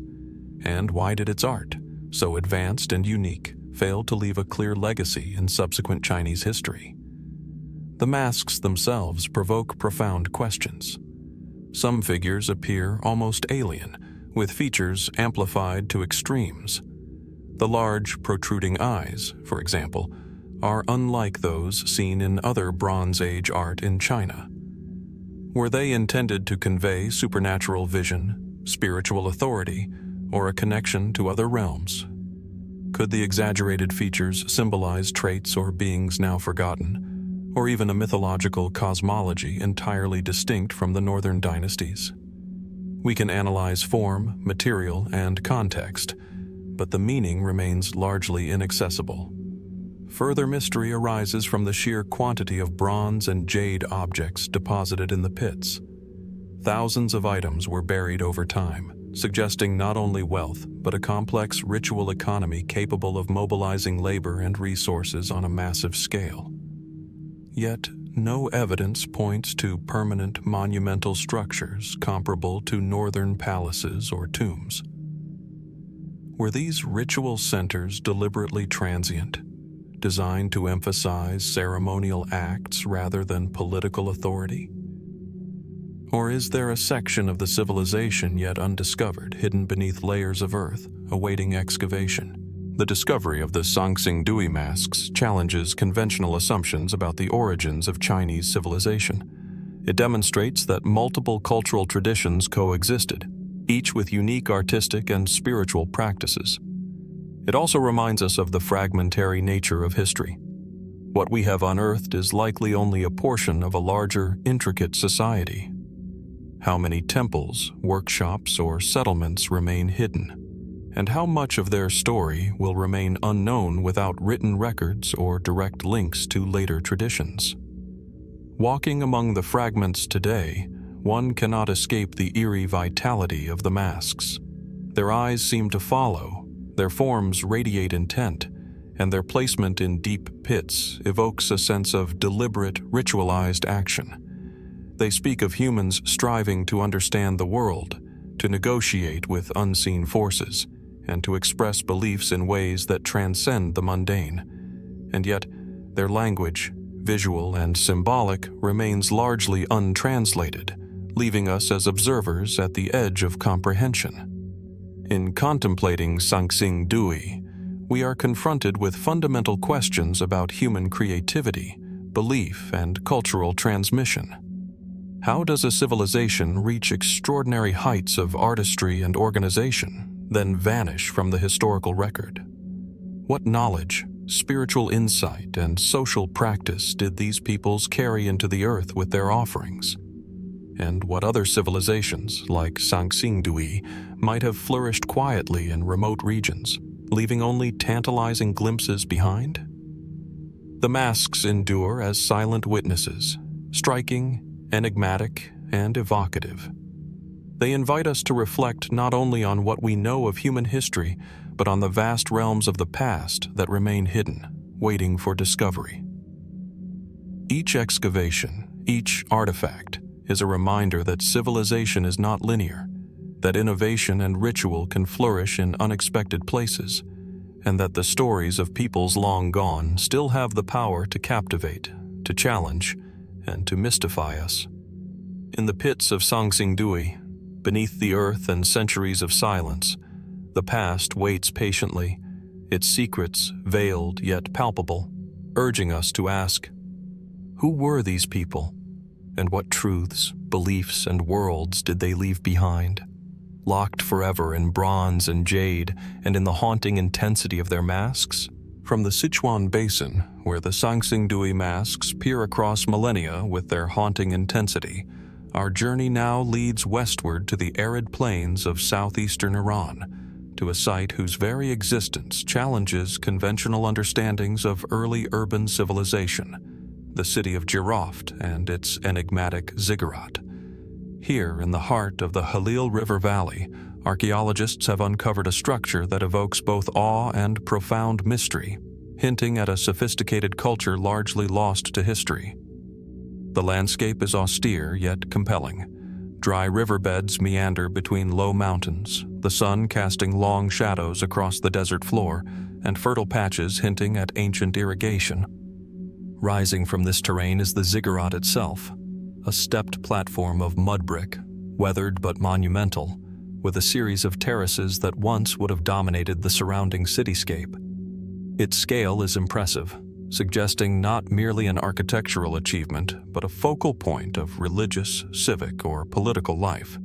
Even in its ruined state, the structure conveys intentionality, grandeur, and the imprint of a culture that valued order, symbolism, and permanence. Jiroft flourished during the early Bronze Age, roughly 3000 to 2000 BCE, and the ziggurat is only part of the city's puzzle. Excavations have revealed residential complexes, tombs, and an astonishing array of artifacts, intricately carved chlorite vessels, jewelry, and stone objects bearing elaborate designs, some depicting mythological creatures unknown in other contemporary civilizations. The iconography is sophisticated and enigmatic, suggesting a society with its own pantheon, rituals, and symbolic language. Yet, the precise nature of the civilization remains elusive, as written records, if they ever existed, have yet to be found. The ziggurat itself raises immediate questions. Its stepped design recalls Mesopotamian precedents, yet its construction and surrounding artifacts hint at a distinct cultural identity. Was this structure a temple, a tomb, or a ceremonial platform? What rituals unfolded upon its terraces, and what social or spiritual hierarchies did it reflect? The lack of extensive textual evidence means we can only infer from material culture, architectural patterns, and comparison with contemporaneous societies. But these inferences only deepen the mystery, revealing a civilization both familiar in ambition and alien in execution. Jiroft's artifacts amplify the sense of enigma. Thousands of objects, many exquisitely crafted, point to advanced artistic and technical knowledge. Carvings depict hybrid animals, human figures entwined with fantastical motifs and geometric patterns that hint at symbolic or ritual meaning. Some scholars have suggested that Jiroft could have been a cradle of a previously unrecognized Bronze Age civilization, possibly interacting with Mesopotamia, yet developing independently in many ways. If so, why did its influence vanish so completely? Was Jiroft destroyed by environmental catastrophe, political upheaval, or internal decline? Or did it simply fade, its traditions absorbed and transformed by neighboring cultures, leaving behind tantalizing fragments in clay, stone, and mud brick? The ziggurat itself provides further intrigue. Its construction demonstrates a sophisticated understanding of geometry and weight distribution. Mud brick, a material vulnerable to erosion, was arranged in vast terraces, suggesting careful planning and communal labor. Some scholars propose that its design may have had astronomical or calendrical significance, aligning with seasonal cycles, solstices, or celestial observations. Could the ziggurat have functioned as both a spiritual and temporal marker, integrating human life with the movements of the heavens? The patterns etched into artifacts and the orientation of the structure hint at a worldview simultaneously practical and symbolic, yet the absence of explanatory texts leaves us interpreting signs without a Rosetta Stone. The burial practices in Jiroft add layers to the mystery. Tombs discovered near the ziggurat contained bodies accompanied by precious items and ceremonial objects, indicating beliefs in an afterlife or divine favor. Some burials suggest social stratification, yet the precise societal structure remains unclear. The juxtaposition of elaborate craftsmanship with a sudden decline of the city raises questions about the vulnerability of complex societies. How could a culture capable of monumental architecture, intricate artistry, and urban planning vanish from the historical record almost entirely? Even the discovery of Jiroft itself adds to the intrigue. Many of its treasures first emerged through illicit excavations, highlighting the fragility of archaeological knowledge. Scholars now race to contextualize and preserve the artifacts, but much of the city's story is irretrievably lost. Could there be deeper layers, older structures, or caches of objects yet to be uncovered that would rewrite what we know about early civilizations in this region? The ziggurat, standing quietly amid desert winds, seems to guard these secrets jealously.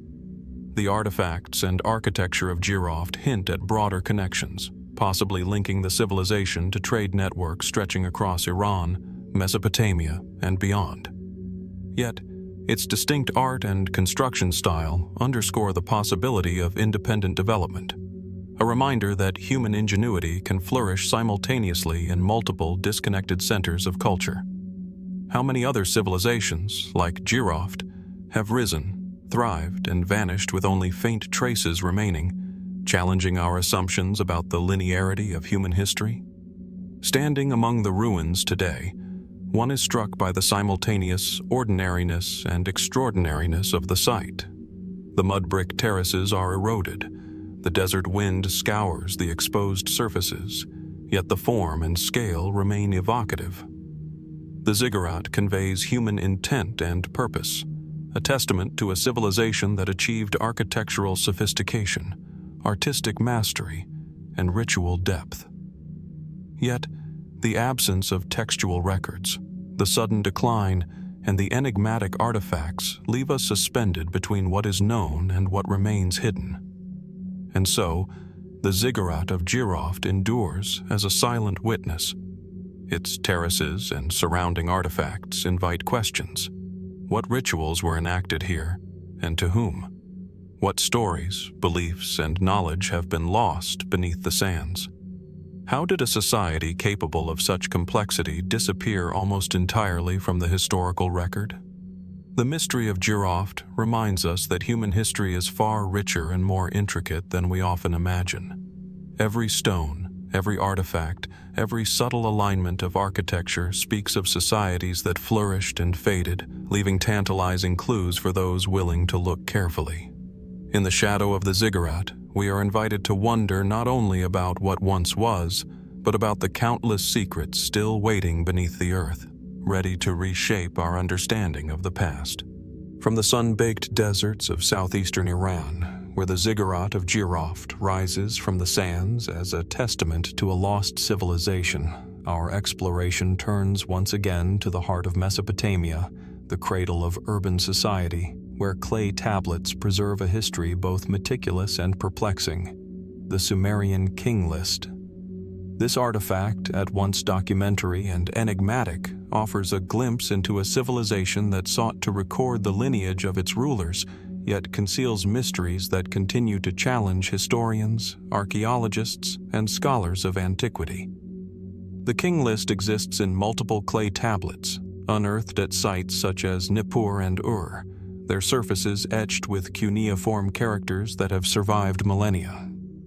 To the casual observer, the tablets might appear as simple chronological records, a listing of kings and their reigns. But closer inspection reveals anomalies that are both extraordinary and confounding. The earliest rulers are said to have reigned for tens of thousands of years, lifespans so extreme they defy human biology. Only later, as the text progresses, do reigns take on more plausible durations, until they align with verifiable historical evidence. The list is a tapestry woven from history, myth, and memory, a document that straddles the line between fact and legend. The Sumerian king list was likely intended to serve multiple purposes. It legitimized rulership, linked kings to divine authority, and provided a sense of continuity for a civilization composed of city-states often in competition. Yet the earliest entries, describing antediluvian kings with lifespans of 28,800 or even 43,200 years, raise questions that go beyond politics. How did these extraordinary figures come to be recorded, and why? Were these exaggerations symbolic, reflecting the perceived grandeur of rulers, or were they rooted in a lost system of chronology now incomprehensible to modern scholars? The king list also reflects a curious awareness of natural and social upheavals. It notes periods of kingship shifting between cities, from Eridu to Bad Tabira, Larak, Sippar, and Shuruppak, before returning to Kish. These shifts may correspond to environmental, political, or cultural transformations, yet the text frames them as divinely ordained, suggesting a worldview in which cosmic and terrestrial forces were intertwined. Were the compilers recording observed phenomena, mythologizing events, or creating a narrative that reconciled historical memory with religious ideology? Archaeological corroboration adds layers to the mystery. Early rulers like En-men-lu-ana or Alulim, assigned impossibly long reigns, leave no tangible trace beyond the tablets. Later figures, such as Gilgamesh, are both historically attested and mythologized, straddling the line between legend and lived reality. This blending of historical record with myth challenges modern approaches to evidence and chronology. How should we interpret a document that is simultaneously a historical register, a religious text, and a vessel of cultural storytelling? The King List also raises profound questions about the nature of ancient knowledge and the transmission of information.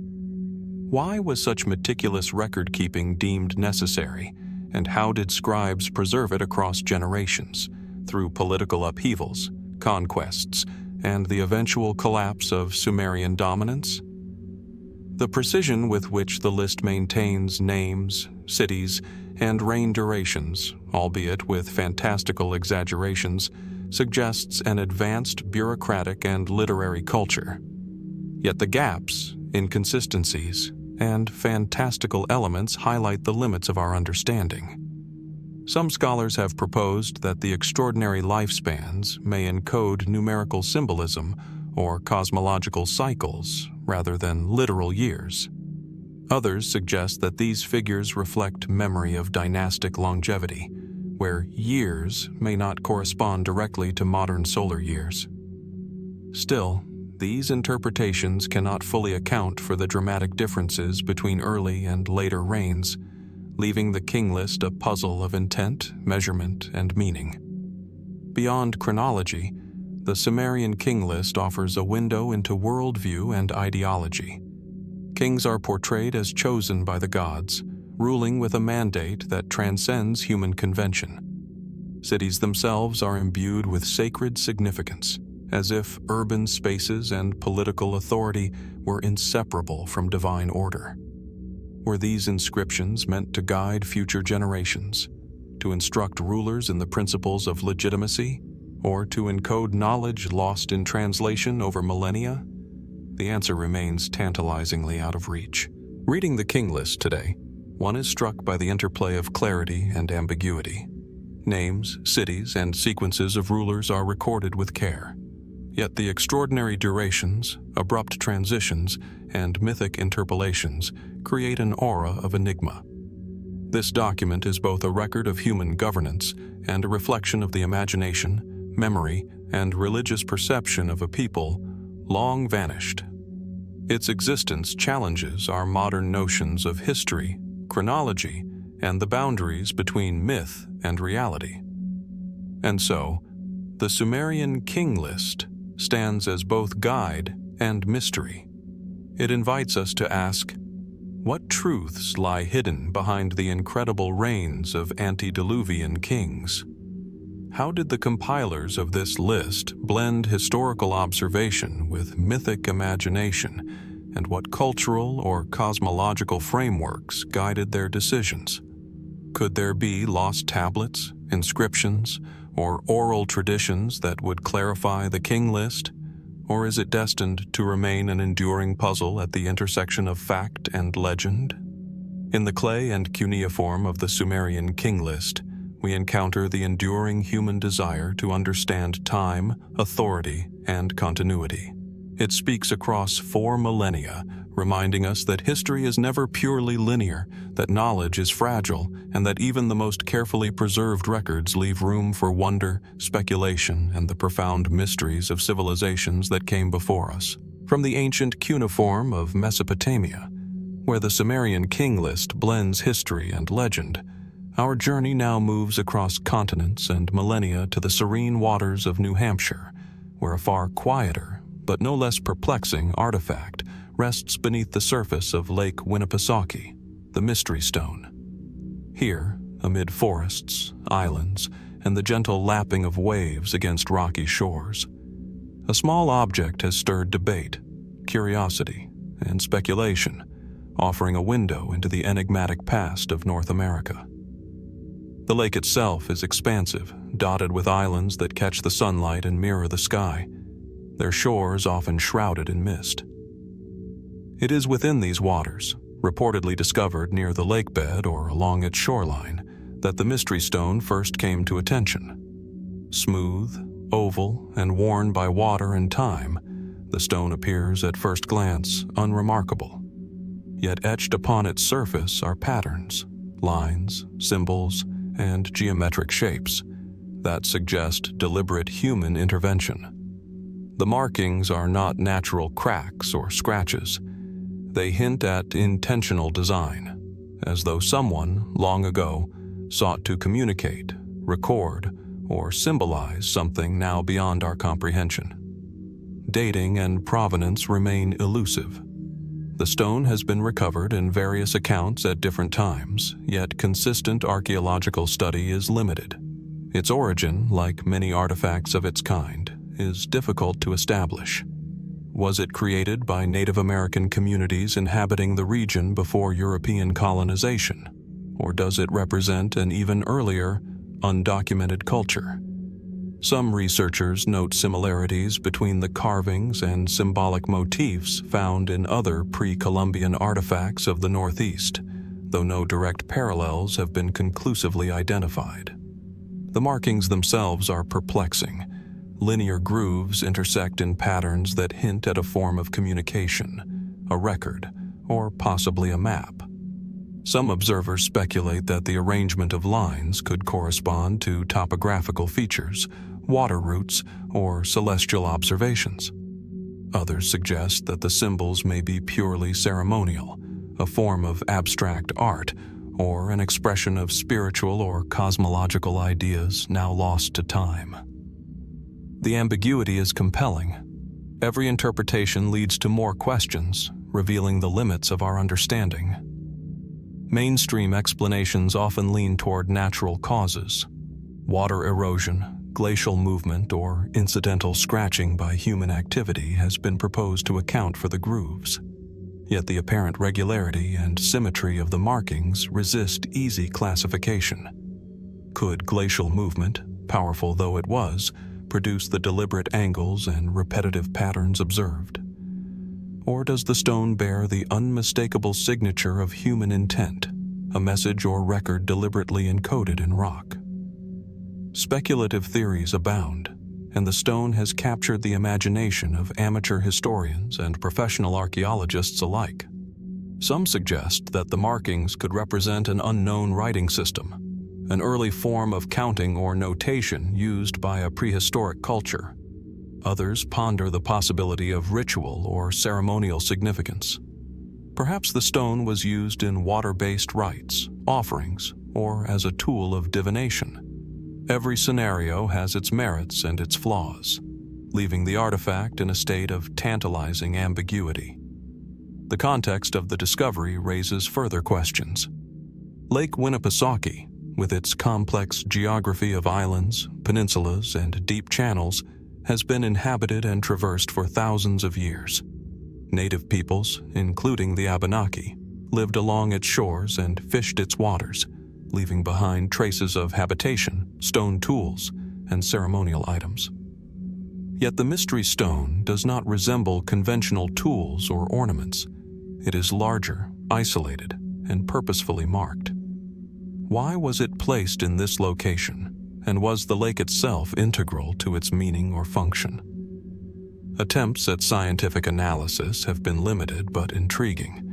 Microscopic examination suggests wear patterns consistent with long-term submersion or handling, yet the precise techniques used to carve the stone remain unclear. Was it engraved with a metal tool, a harder stone, or some other method no longer known? Without broader context, associated artifacts, settlement evidence, or contemporaneous records, definitive conclusions remain elusive.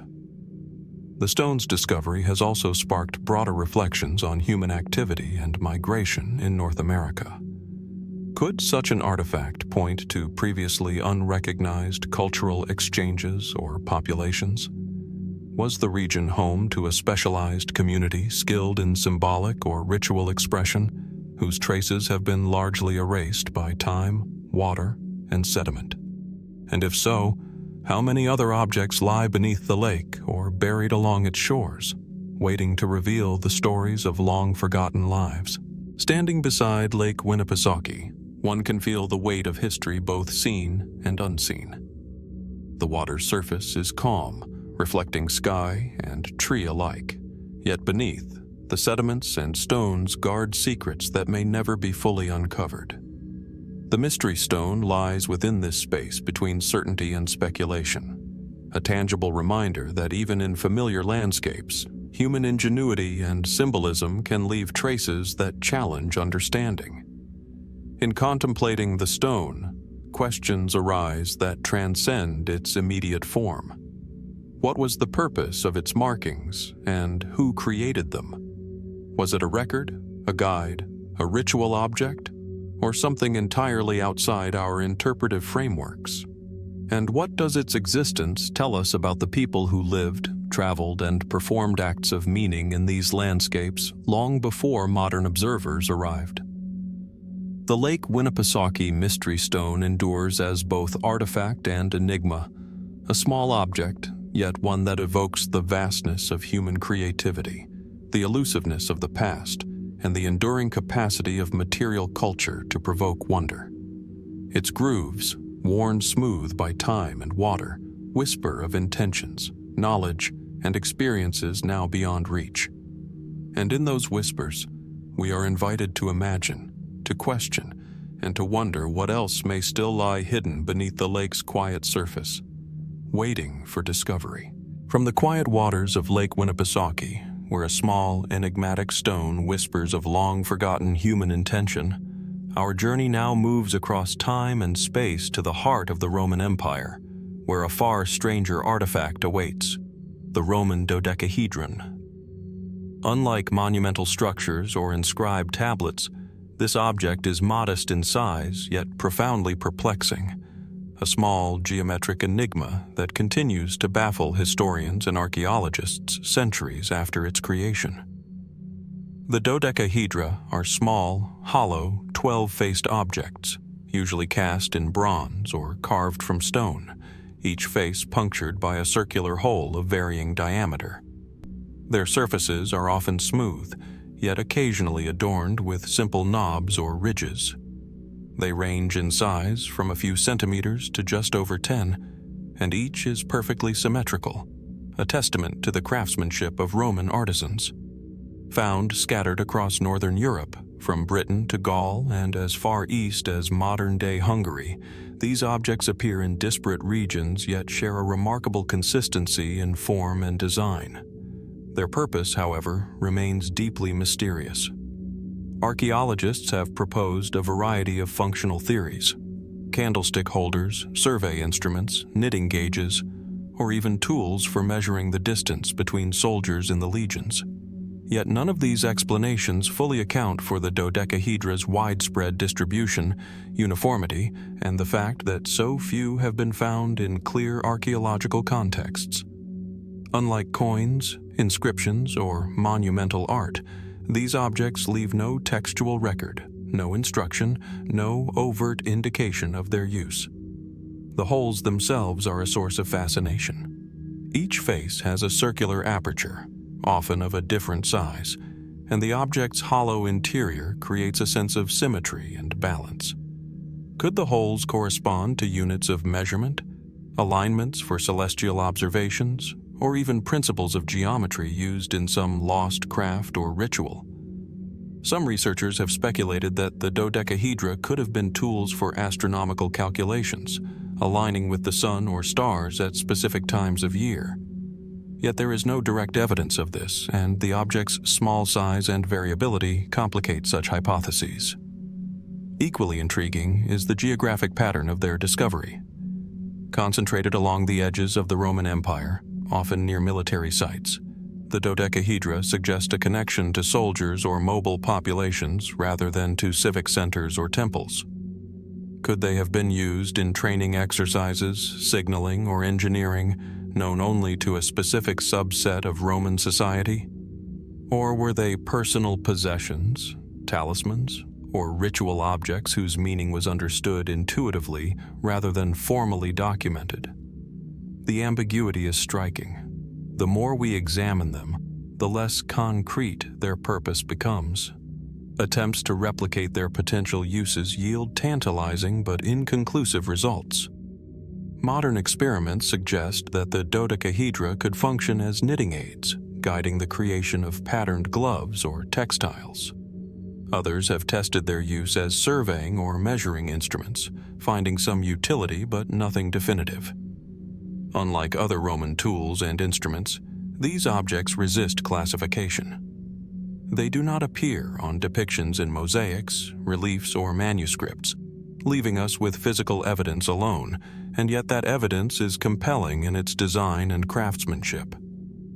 The dodecahedra also invite reflection on the Roman capacity for both utility and abstraction. Each object demonstrates precision, balance, and symmetry, qualities prized in both practical and decorative arts. Could these objects have held a dual purpose, functional in some contexts, symbolic or ritualistic in others? And if so, what knowledge or belief systems guided their creation? The absence of corroborating texts or contemporary descriptions leaves these questions unanswered, emphasizing how much of Roman daily life, belief, and technology remains unrecorded.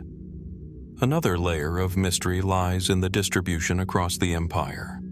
Why were they more common in certain provinces and virtually absent in others? Some scholars suggest regional variations in military or administrative practices, while others propose that the objects were trade items or gifts, circulating along informal networks of exchange. The scattered pattern underscores the possibility that their meaning was specialized, perhaps known only to specific communities, tradespeople, or cultic groups. Looking at the dodecahedra today, one is struck by their paradoxical nature. Small yet commanding attention, simple yet mathematically sophisticated, common yet utterly inscrutable. They bridge the gap between human ingenuity and the unknown, between form and function, offering a glimpse into a world where objects carried meaning in ways we may no longer understand. In their geometric perfection lies the quiet persistence of human curiosity and craftsmanship, preserved across centuries, even as the knowledge of their purpose has slipped from memory. And so, the Roman dodecahedra endure as artifacts of both precision and mystery. They invite us to wonder, were they practical tools, ceremonial objects, or instruments of secret knowledge? How did their form and function reflect the daily life, technology, and spirituality of the people who created them? And perhaps most compellingly, what other small, enigmatic objects lie hidden across the ancient world, silently waiting to challenge our assumptions and expand our understanding of human ingenuity? In their hollow symmetry and carefully carved faces, the dodecahedra speak to a past both intimate and enigmatic. They remind us that history is composed not only of monumental achievements and written records, but also of objects whose significance transcends easy explanation. Each dodecahedron is a fragment of a story that remains unfinished, a puzzle inviting us to imagine, investigate, and wonder at the ingenuity and mystery of the ancient world. From the precise geometry of Roman dodecahedra, small artifacts whose purpose continues to elude modern understanding, our journey moves northwest, across the Atlantic, to the windswept plains of Brittany in northwestern France, where a far larger and more ancient enigma stretches across the landscape, the Karnak stones. Here, in the rolling fields and low hills near the town of Karnak, thousands of standing stones rise from the earth, their origins and purpose shrouded in the mists of prehistory. The site is remarkable in scale and complexity. Over 3,000 menhirs, tall, upright stones, some reaching over 4 meters in height, are arranged in long, seemingly deliberate rows, interspersed with dolmens, tumuli, and stone circles. Walking among them, one cannot help but feel a sense of order and intentionality, as though the stones themselves are a language, a map, or a record written in stone. Their weathered surfaces, etched by millennia of wind and rain, give them a timeless quality, and the gaps and alignments invite the eye to trace invisible lines, searching for meaning where none is overtly declared. Archaeologists have dated the Karnak stones to around 4,500 to 3,300 BCE, placing them in the European Neolithic period. This era saw significant advances in agriculture, settlement, and monument building, yet the scale of Karnak remains exceptional. Unlike typical Neolithic structures, the stones are not confined to a single ceremonial complex or tomb. They extend over several kilometers, suggesting a civilization capable of mobilizing substantial labor over generations. But who were these people, and why did they undertake such an ambitious and enduring project? Mainstream theories propose a variety of functions. Some suggest that the rows of stones served astronomical purposes, aligning with solstices, lunar cycles, or stellar events. Others argue that they marked sacred spaces, burial grounds, or routes for ritual processions. Excavations of nearby dolmens and burial mounds indicate that at least some of the monuments had funerary associations, yet the full extent of their function remains opaque. Unlike the inscriptions of later civilizations, the stones speak only in form and placement, leaving interpretation to observation and inference. The very arrangement of the stones adds to the mystery. Certain alignments appear geometrically precise, with rows converging or diverging across the landscape in ways that suggest planning and knowledge of spatial relationships. Some researchers have posited that these arrangements encode symbolic or ritual meanings, perhaps reflecting cosmological beliefs or social hierarchies. Could the lengths, angles, and sequences of the menhirs have communicated information about seasonal cycles, territory, or mythic narratives? Or were they expressions of communal identity, designed to impress, intimidate, or unify the people who built them? Speculative theories abound, often emphasizing the enigmatic nature of Karnak in ways that inspire fascination. Ancient astronomers, druids, or unknown priesthoods have all been invoked to explain the site, as have lost or forgotten civilizations whose knowledge exceeded what surviving records reveal. Some fringe hypotheses even suggest contact with extraterrestrial intelligence, citing the scale, precision, and alignment of the stones. While such ideas remain unproven, they underscore the sense of wonder the site evokes and the limits of our understanding. Despite centuries of study, the Karnak stones continue to guard their secrets. Individual stones vary in shape, size, and texture, with some carved from local granite and others transported from considerable distances. The effort required to quarry, shape, and erect these stones suggests advanced logistical organization and an understanding of leverage and teamwork. Yet the motivation behind these efforts remains elusive. What social, religious, or political forces drove communities to dedicate resources and labor to such a monumental undertaking? Environmental context may also hold clues. The Karnak region is rich in fertile soils, rivers, and coastal access, which would have supported thriving Neolithic communities. Some scholars suggest that the stones may have marked territorial boundaries or seasonal gathering points, locations imbued with symbolic significance tied to the rhythms of life and nature. Others propose that the alignments encode astronomical knowledge, tracking the movement of the sun, moon, or prominent stars to regulate agriculture or ritual observances.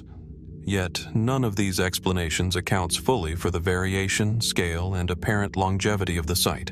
The human presence is echoed not only in the stones themselves, but in the surrounding landscape.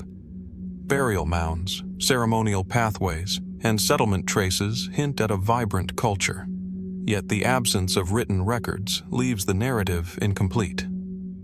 We are left to piece together meaning from the stone's geometry, placement, and relationship to the terrain. A puzzle both tantalizing and frustrating in its ambiguity. Standing among the rows, the mind begins to perceive rhythm and pattern, as though the stones are engaged in silent dialogue across millennia. They evoke questions of mortality, cosmology, and social cohesion. Who stood here to raise these stones, and for whom were they raised?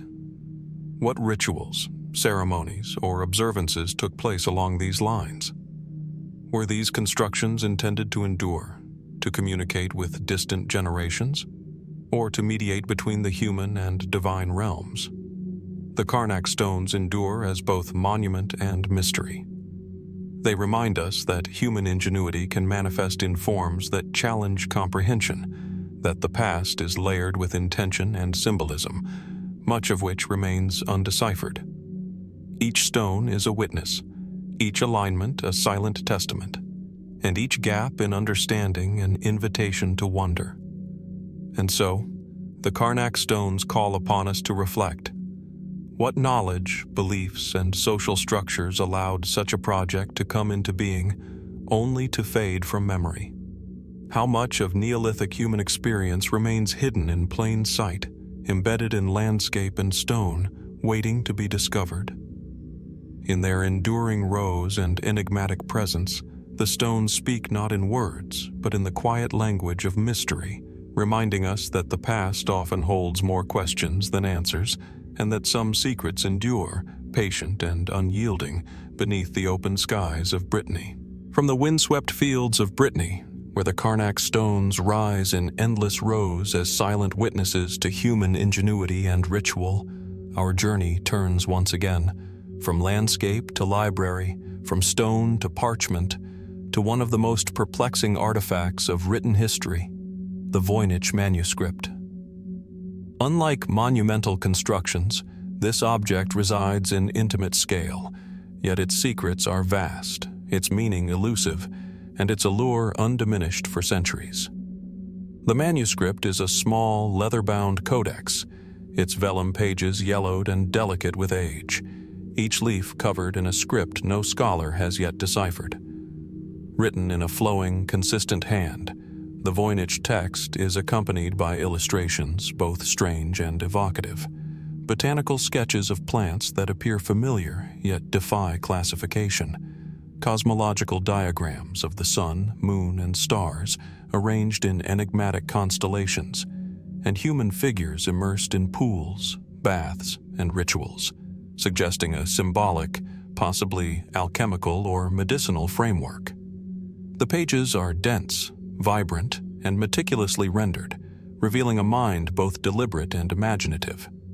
Carbon dating places the manuscript in the early 15th century, likely originating in northern Italy, yet no record of its author, patron, or purpose survives.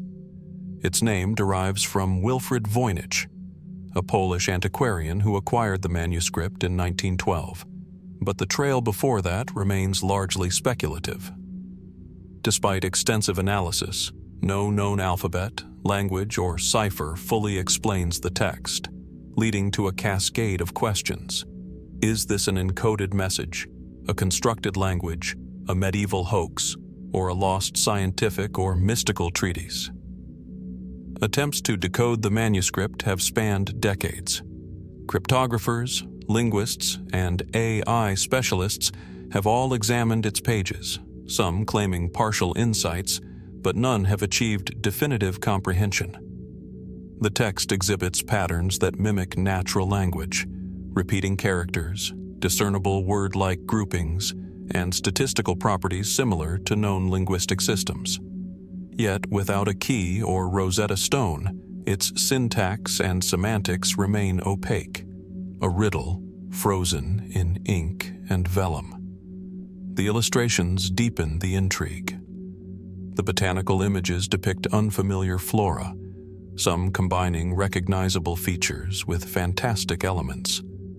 Are these unknown or extinct species, symbolic representations, or products of imagination? Similarly, the astronomical diagrams suggest a cosmological schema, but one that does not align perfectly with known medieval European systems. Even the human figures, often immersed in strange vessels or interacting with enigmatic objects, hint at practices or beliefs lost to history, further blurring the line between observation, invention, and allegory. Mainstream explanations often focus on its potential as a pharmacological or herbal guide. Some scholars propose that the manuscript represents a compendium of medical knowledge, encoded to preserve trade secrets or to protect esoteric wisdom. Others suggest that it served as a didactic tool, a notebook for teaching or study.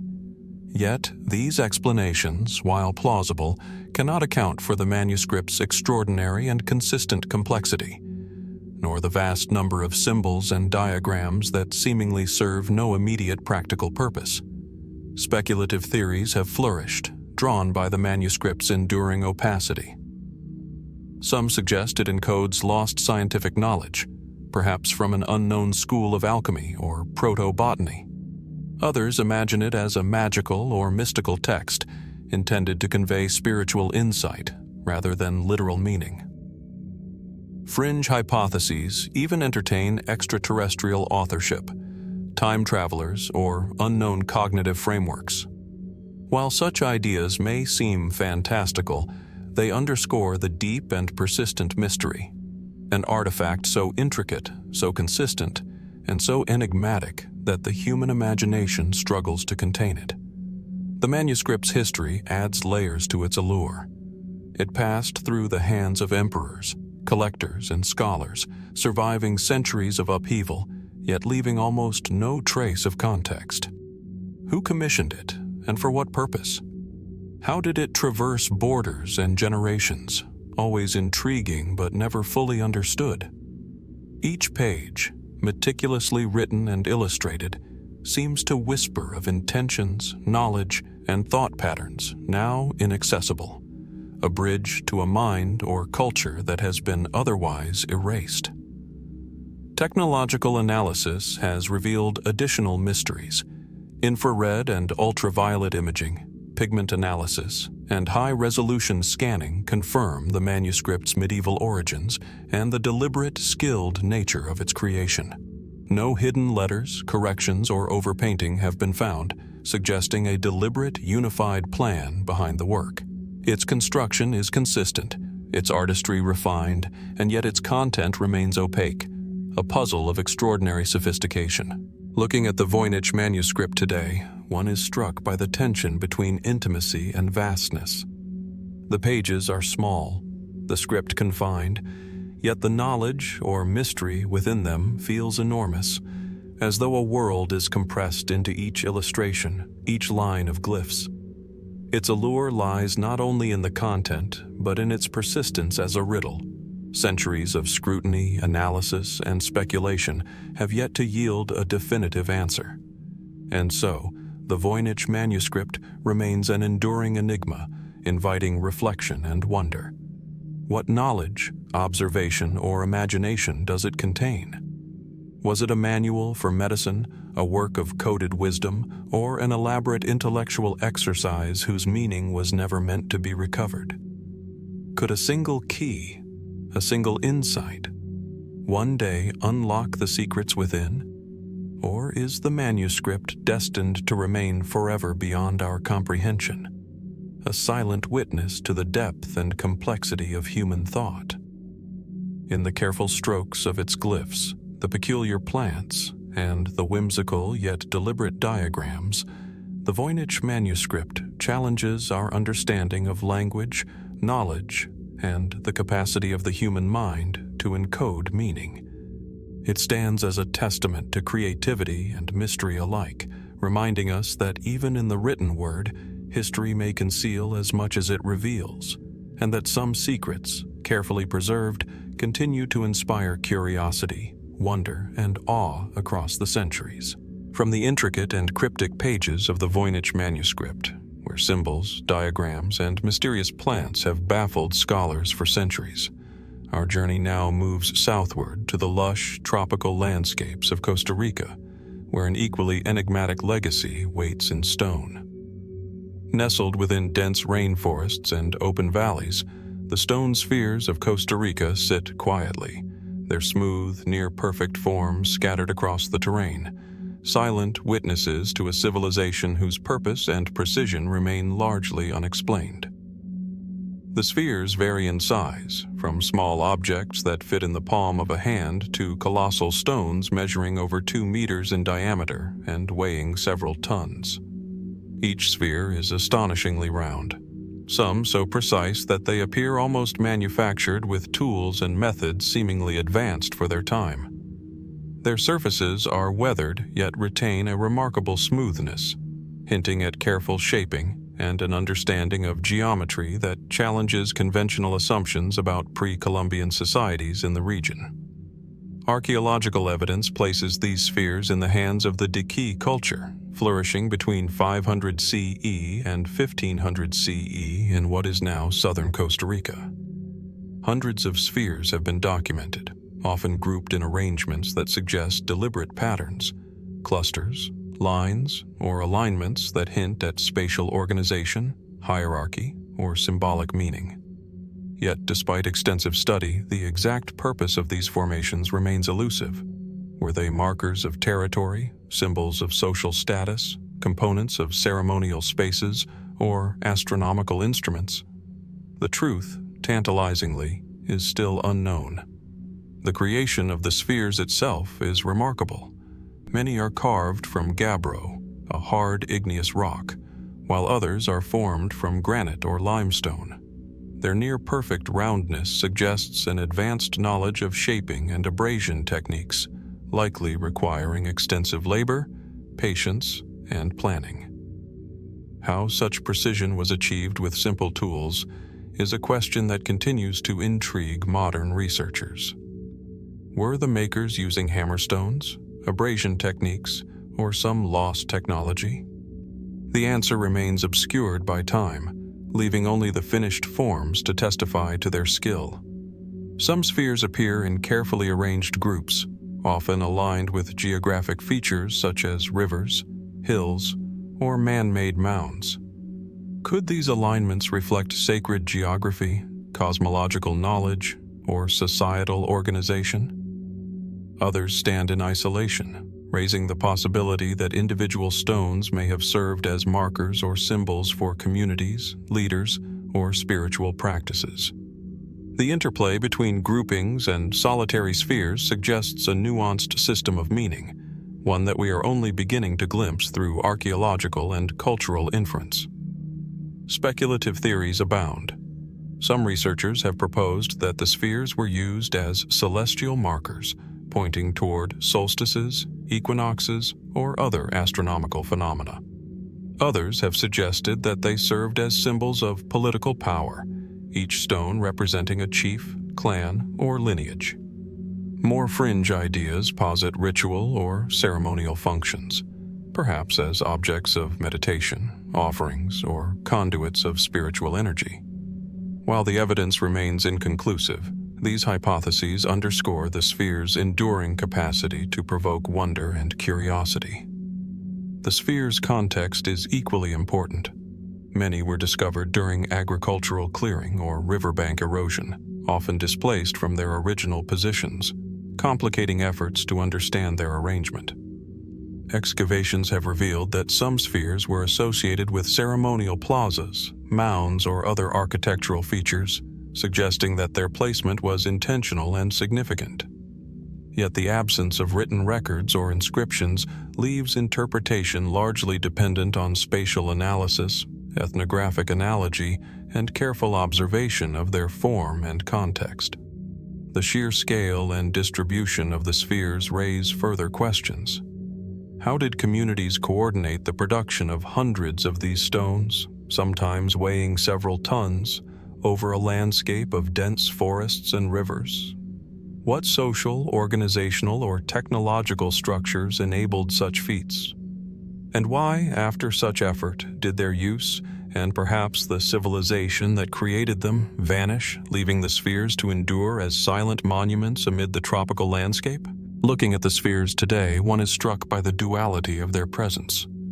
They are tangible, physical objects, yet they suggest a world beyond immediate understanding, a realm of human intention, planning, and symbolism that stretches across centuries. Each sphere, whether standing alone or in deliberate alignment, invites contemplation. Why this shape? Why this placement? And why this enduring precision? The unanswered questions create a sense of connection across time, a dialogue with a culture that communicated through stone rather than text. And so, the stone spheres of Costa Rica remain among the world's most captivating archaeological enigmas. They challenge assumptions about pre-Columbian societies, demonstrating sophistication in both design and social organization. They beckon us to ask, what knowledge, belief systems, or social structures informed their creation? Were they purely symbolic, functional, or both? And most compellingly, what other secrets might lie hidden in the tropical landscapes, waiting to reveal the full story of the people who shaped these remarkable forms? In the silent, sun-dappled fields and forests where the spheres rest, we are reminded that human history often leaves traces that resist simple explanation. Each stone is a witness to skill, imagination, and intention, yet also a riddle preserved in form and context. The spheres endure as both artifacts and mysteries, inviting us to reflect, wonder, and continue seeking the hidden truths of the past. Rising from the vast, windswept expanse of the southeastern Pacific, Easter Island, or Rapa Nui as it is known to its people, appears almost suspended in time. Its jagged volcanic hills roll gently toward the coastline, where cliffs plunge into the endless blue, and the sun casts long shadows over a landscape that seems eerily still, yet strangely alive with whispers of the past. Scattered across this remote island are the Moai, the colossal stone statues that have fascinated explorers, archaeologists, and curious travelers for centuries. Standing in silent ranks, their elongated faces gaze inland, eyes once inlaid with coral and obsidian now hollow, watching over the land as they have for centuries.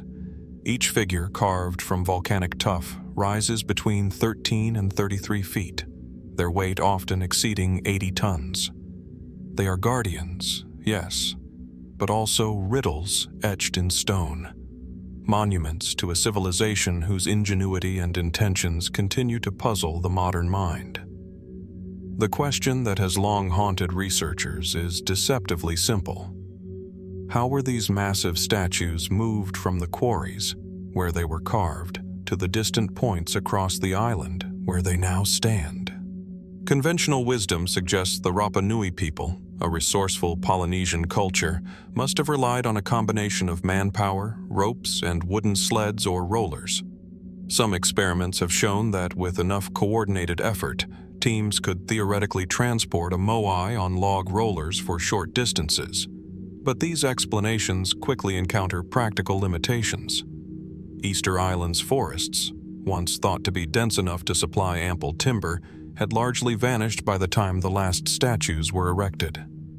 How, then, could a people sustain repeated, decades-long campaigns of monumental construction and transport without devastating the island's fragile ecosystem?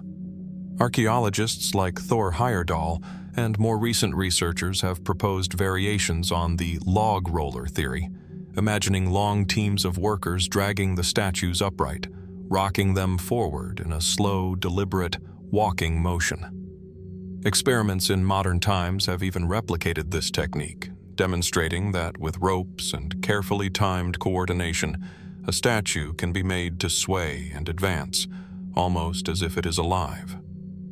Witnessing these reenactments, one cannot help but feel a shiver of awe at the sheer physical and mental discipline required, but also a lingering sense that something about the task remains elusive. The effort seems Herculean, even by today's standards, raising questions about whether human ingenuity alone can fully account for the precise, coordinated movements of hundreds of these enormous figures over uneven terrain. Adding another layer of mystery, the statues themselves seem to be more than mere effigies. Each moai is a unique creation, yet patterns emerge. Subtle differences in posture, proportion, and carving style suggest a highly developed cultural and spiritual symbolism. Could it be that their placement on the island was not random, but carefully planned along lines of ancestral power, sacred geography, or cosmic alignment. Some researchers have noted that certain moai face inland toward villages, while others gaze toward ceremonial platforms, or ahu, whose construction demonstrates an architectural sophistication that seems almost inconceivable for such an isolated society. The interplay between statue, platform, and landscape hints at knowledge and intention that transcends mere brute force, as if the Rapa Nui understood principles of physics, balance, or even acoustics that are only beginning to be explored. Of course, this has invited speculation beyond the bounds of conventional archaeology. Some fringe theories suggest that the moai could have been moved with methods lost to history, employing tools, techniques, or knowledge that were never recorded. Stories abound of walking statues, moved upright in ways that seem to defy expectation, or of advanced mechanical leverage systems that vanished with the culture itself. Even more speculative hypotheses, ranging from the intervention of unknown visitors to forgotten technologies, reflect the deep unease modern observers feel when confronted with evidence that challenges simple explanations. What is striking is not the fancifulness of such ideas, but the enduring resonance of the question itself. How can humans, constrained by known physical laws, create monuments that so precisely defy the limitations of their environment? Perhaps this is its true power, not in what it tells us definitively, but in how it draws us into the unknown. Who were the creators of this stone sentinel? What did they intend for it to convey, and what have we lost along the way?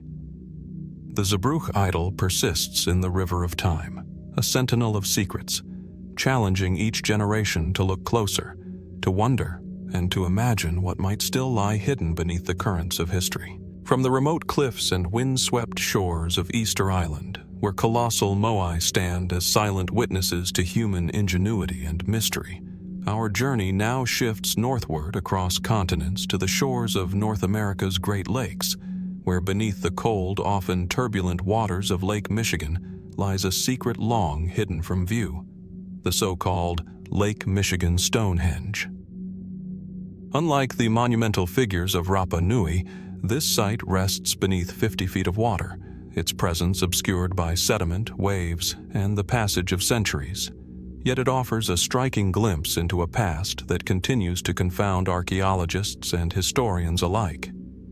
Discovered by divers and underwater archaeologists in the 1980s, the site consists of a series of large, carefully arranged stones forming circular patterns along the lakebed. Each stone is substantial, some standing several feet tall, and they appear to have been deliberately placed to create symmetry and balance. The arrangement evokes comparisons with European megalithic structures, suggesting a degree of planning and intention far beyond random deposition. Standing above the submerged circles, one cannot help but feel a sense of awe and wonder. These stones were not haphazardly scattered. They were designed, constructed, and aligned, yet their exact purpose remains unknown. The dating of the site is complex. Carbon samples taken from surrounding organic material suggest that the structures may be as much as 3,000 years old, placing them in a pre-Columbian context long before European contact with the region. Yet the absence of definitive cultural markers, tools, pottery, or inscriptions makes attribution difficult. Which people, and for what reason, would have undertaken the labor-intensive task of transporting and arranging massive stones beneath the waters of Lake Michigan? Some researchers propose that the circles may have served ceremonial or spiritual purposes. Could they have been sites for seasonal gatherings, ritual observances, or celestial alignment ceremonies? The symmetry of the formations hints at knowledge of geometry and spatial planning, while the stone's positioning may correspond to sunrises, sunsets, or lunar cycles, echoing patterns seen in other megalithic traditions around the world. Yet without written records or ethnographic parallels, such explanations remain speculative. Other theories focus on more practical uses. Some suggest that the site could have functioned as a fish trap or territorial marker, integrating the natural environment into a complex system of subsistence or community organization. Could the stone circles have been submerged intentionally, part of an ancient strategy for managing aquatic resources? Or were they originally erected on land and later inundated by rising lake levels? Geological studies indicate fluctuations in Lake Michigan's water levels over millennia, supporting the possibility that the site was once terrestrial. The craftsmanship of the stones adds to the mystery. Many show evidence of deliberate shaping or selection, suggesting that their placement was not simply a matter of moving existing rocks but involved careful planning and labor. How did ancient peoples of the region manage such engineering feats without the large-scale infrastructure seen in other parts of the world? And why, after such effort, was the site seemingly abandoned, its significance lost to time and water? Speculative explanations have captivated the imagination of both researchers and the public. Some have suggested astronomical purposes, proposing that the stones were aligned to mark solstices, equinoxes, or other celestial events. Others have even suggested connections to lost or undocumented civilizations, whose knowledge and technological skills were advanced, yet left little trace beyond these enigmatic structures. While tantalizing, such ideas remain hypotheses, highlighting both the allure and the frustration inherent in studying submerged archaeological sites. The submerged nature of the Lake Michigan Stonehenge adds layers of challenge and intrigue. Unlike land-based sites, which can be studied through excavation and careful mapping, underwater archaeology is subject to limited visibility, shifting sediment, and the constant influence of currents and waves. Each dive is a window into a frozen moment, yet every observation raises further questions. How many stones lie buried beneath sediment? Were there additional features, wooden structures, or artifacts now lost to time? The lake itself, with its vastness and depth, serves as both protector and veil, preserving the stones while keeping their story incomplete. Even today, as divers explore and researchers analyze sonar data, the Lake Michigan Stonehenge resists full comprehension. Its existence challenges assumptions about prehistoric cultures in North America, revealing a level of sophistication, planning, and spatial awareness that invites awe. How did these people conceptualize the construction of such a site? What cultural or spiritual frameworks guided them? And what events or circumstances led to its submersion, leaving it hidden beneath layers of fresh water and sediment? Standing metaphorically on the shore and imagining the submerged circles, one is struck by the interplay of presence and absence, of intention and mystery. The stones bear silent witness to human activity long lost, and yet their placement, symmetry, and scale communicate a deliberate act of creation. They are tangible, enduring evidence of a past that is both familiar and unknowable, a dialogue between human endeavor and the inexorable forces of nature. And so, the Lake Michigan Stonehenge endures as a profound enigma. Its circular formations, massive stones, and submerged placement prompt reflection on the ingenuity, vision, and social organization of those who built it. Were these stones ceremonial, practical, or both? Did they mark time, territory, or belief? And what other submerged structures, lost to memory and water, might still lie hidden beneath the lake, waiting for discovery? In the quiet depths of Lake Michigan, the mystery persists, inviting us to wonder at the ingenuity and intentions of those who came before, whose silent stones continue to speak across the ages. From the submerged circles of Lake Michigan, where stones lie quietly beneath centuries of fresh water, our exploration now drifts southeast across the Atlantic to the turquoise shallows surrounding the Bahamian island of Bimini. Here, just below the sunlit surface, lies a formation that has captivated divers, archaeologists, and enthusiasts alike, the Bimini Road, an underwater arrangement of massive limestone blocks that seems to stretch into the horizon like a pathway from the past. The Bimini Road consists of long, flat stones, some several meters in length, carefully aligned in linear patterns. Unlike natural rock formations that crumble and scatter over time, these blocks appear to form a coherent structure with edges and surfaces suggesting intentional placement. The stones lie at depths of approximately 2 to 4 meters, resting on a sandy seabed while currents and waves have partially buried and shifted some of them over the centuries. The sight of the formation under the sunlit, shimmering waters evokes the sense of encountering a hidden city, or a deliberate construction now reclaimed by the sea. First documented in the 1960s, the Bimini Road has been the subject of intense debate. Mainstream geologists often describe it as a natural formation, a result of beach rock concretion processes, where waves and sand create flat, linear shapes that can appear artificial. Yet even among natural explanations, the remarkable straightness, alignment, and apparent continuity of the blocks challenge easy categorization. Could such geometric regularity arise purely from geological processes, or does the site bear the imprint of human hands?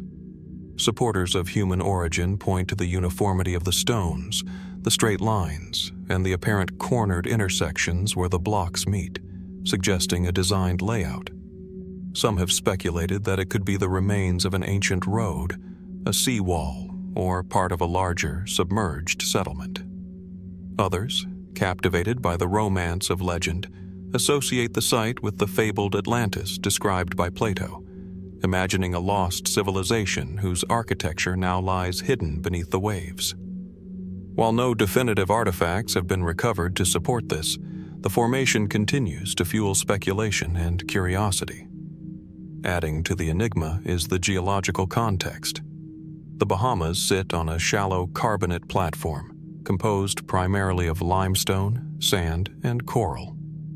Natural processes such as sediment deposition, tidal forces, and cementation can produce flat, block-like formations. Yet many observers note that the regularity and patterning of the Bimini Road blocks seem unusual compared to nearby formations. Could the apparent order be a coincidence, a rare alignment born of natural forces? Or is it a deliberate creation, a remnant of human engineering now obscured by time and water? Theories about its purpose, if human, are as varied as the interpretations of its origin. Some suggest it may have been a pathway connecting settlements or ceremonial spaces along the ancient coastline, now submerged due to rising sea levels. Others propose defensive or navigational uses, providing a stable surface in shallow waters or marking routes for ancient seafarers. Fringe theories often venture further, imagining connections to mythical or forgotten civilizations with technology and knowledge lost to history. While unproven, such ideas reflect the deep fascination the formation inspires. Diving among the blocks, one is struck by their tactile presence. Each stone seems deliberate, solid, and enduring, lying in quiet defiance of centuries of erosion and marine activity. The way some stones intersect at seemingly intentional angles, and the overall linearity of the formation, invites contemplation. Were these features meant to be practical, symbolic, or both? Could the builders have understood principles of alignment, proportion, or spatial organization that resonate across cultures and continents? The passage of time adds layers of intrigue. The Bimini Road is submerged just enough to obscure its full extent, hiding portions beneath sand and coral. Rising sea levels over the past several thousand years would have transformed the landscape, erasing any land-based context and leaving only fragments visible to modern explorers. This inaccessibility ensures that any interpretation relies largely on observation, careful measurement, and conjecture rather than direct archaeological excavation. The formation, like so many underwater mysteries, exists at the intersection of what we can see and what remains hidden, In contemplating the Bimini Road today, one cannot ignore the sense of scale and labor implied if it is indeed man-made. The stones are heavy, irregular, and scattered across an uneven seabed. Moving, shaping, and placing them would have required ingenuity, organization, and resources, suggesting a society capable of remarkable engineering feats. Yet, in the absence of corroborating artifacts or records, this scenario remains tantalizingly out of reach, a glimpse into a potential past we can almost, but not entirely grasp. And so, the Bimini Road endures as a quiet enigma beneath the Bahamian waters. Was it a natural formation, a product of rare geological conditions? Or is it a remnant of human ambition, a pathway or structure from a forgotten age? What stories, rituals, or civilizations might it conceal, now obscured by time and tide? In the sun-dappled shallows, where light dances across its flat stones, the formation whispers of knowledge lost and ingenuity unknown, inviting us to continue searching, questioning, and marveling at the mysteries that still lie beneath the surface of our world. From the monumental enclosures of Göbekli Tepe, where stone pillars rise in circles that hint at ritual, memory, and a nascent civilization wrestling with the sacred, our journey now turns to the sweeping sands of the Nubian Desert in southern Egypt, to a site that has quietly reshaped our understanding of prehistoric astronomy, Nabta Playa. Here, amidst the arid plains and scattered stone alignments, lies the Nabta Playa calendar circle, a prehistoric arrangement of megaliths that seems to mark the rhythms of the heavens, yet conceals mysteries that continue to puzzle researchers. Nabta Playa, dating back as far as 6000 BCE, was once a seasonally fertile area, nourished by rainfall and supporting pastoral communities who gathered around its shallow lakes. Today, the desert stretches endlessly, but beneath its sun-baked surface, archaeologists have uncovered a series of stone circles, alignments, and megalithic constructions. Among these, the calendar circle stands out, a ring of upright stones carefully arranged to correspond with solar phenomena such as solstices and the rising of certain stars. From above, the circle presents an almost hypnotic symmetry, a geometric elegance that hints at sophisticated observational knowledge. The purpose of the calendar circle appears practical at first glance. Scholars suggest it may have functioned as an astronomical calendar, enabling early pastoral communities to track seasonal changes vital for survival, timing the migration of herds, the planting of crops, or the onset of dry and wet seasons. Yet the precision of the alignments, combined with the scale of construction, hints at a cultural sophistication that extends beyond subsistence. These stones were not simply markers of practical events. They were imbued with intention, knowledge, and perhaps ritual significance. What makes Nabta Playa particularly intriguing is its age. Constructed thousands of years before the rise of the Egyptian pharaonic dynasties, it suggests that complex astronomical observation existed long before writing, monumental pyramids, or urban settlement. How did these early people develop such detailed knowledge of celestial cycles? What methods did they use to achieve accurate alignment without sophisticated instruments? And why was such effort invested in stone, an enduring medium that would outlast generations? Excavations have revealed not just the calendar circle, but associated stone structures that appear ceremonial. Some stones are positioned in clusters that may represent human or animal figures, while others are arranged in pathways or alignments that suggest ritual processions or symbolic journeys. Could the calendar have also functioned as a sacred site, merging practical timekeeping with spiritual observance? The blending of functional and symbolic purposes challenges modern distinctions between science and ritual, reminding us that for prehistoric peoples, the cycles of the sky and the rhythms of life were inseparable. Debates over interpretation persist. Mainstream researchers emphasize astronomical and calendrical explanations, noting alignments with the summer solstice, the heliacal rising of Sirius, and other celestial markers. However, anomalies and peculiarities in the placement of some stones resist full explanation. Are these deviations errors, markers of lost knowledge, or indicators of additional unknown functions? Some theorists have speculated about more esoteric purposes. Could the site encode cosmological stories, mythological knowledge, or societal hierarchies? Though such ideas remain speculative, they underscore the enduring fascination of Nabta Playa. The physical effort required to construct the calendar circle also invites reflection. Moving and erecting megaliths, some weighing several tons, would have demanded coordinated labor, social organization, and shared knowledge. For a pastoral community without advanced tools, such undertakings imply a level of social cohesion and planning that challenges assumptions about the scale of prehistoric life. How were these tasks organized, and what cultural or spiritual imperatives drove such extraordinary investment? Adding to the mystery is the desert itself. Shifting sands, erosion, and the loss of lakes that once nurtured Nabta Playa obscure much of the original landscape. What other structures, alignments, or artifacts lie buried beneath centuries of sediment, waiting to reveal further secrets about the people who built this remarkable site?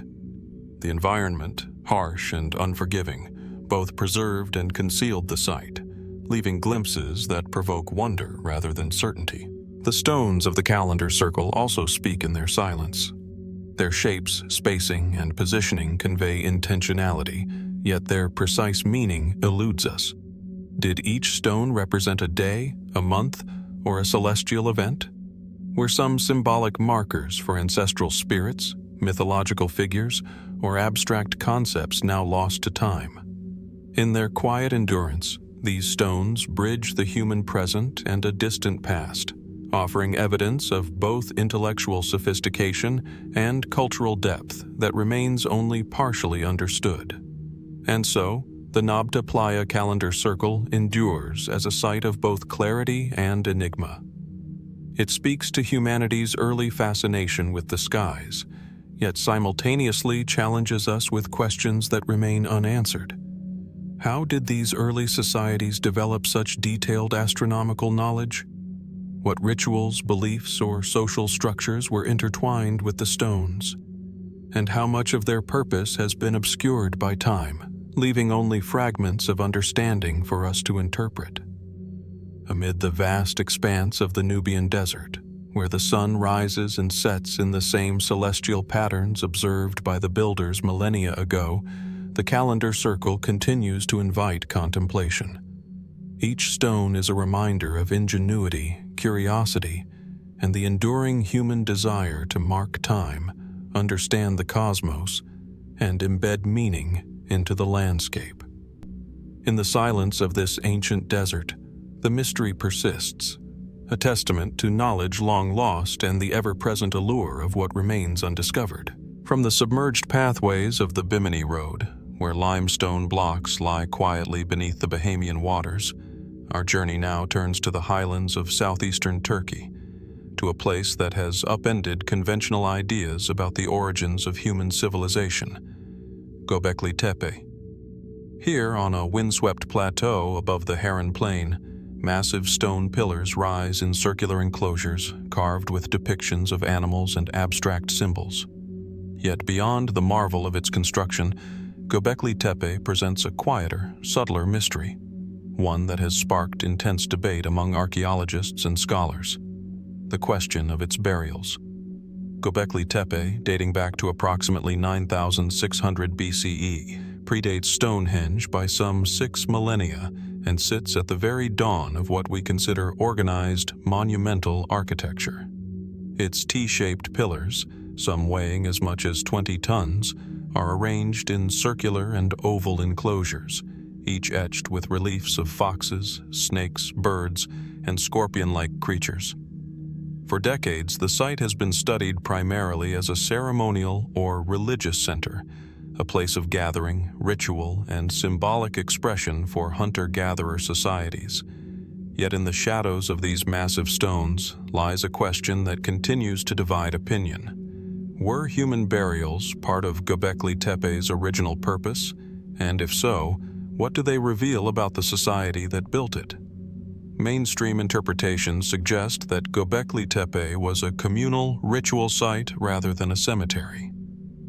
Excavations have revealed little direct evidence of deliberate burials within the enclosures, and the absence of tombs has fueled the theory that the site was meant for ceremonial purposes, perhaps honoring ancestors, spirits, or deities without the inclusion of interments.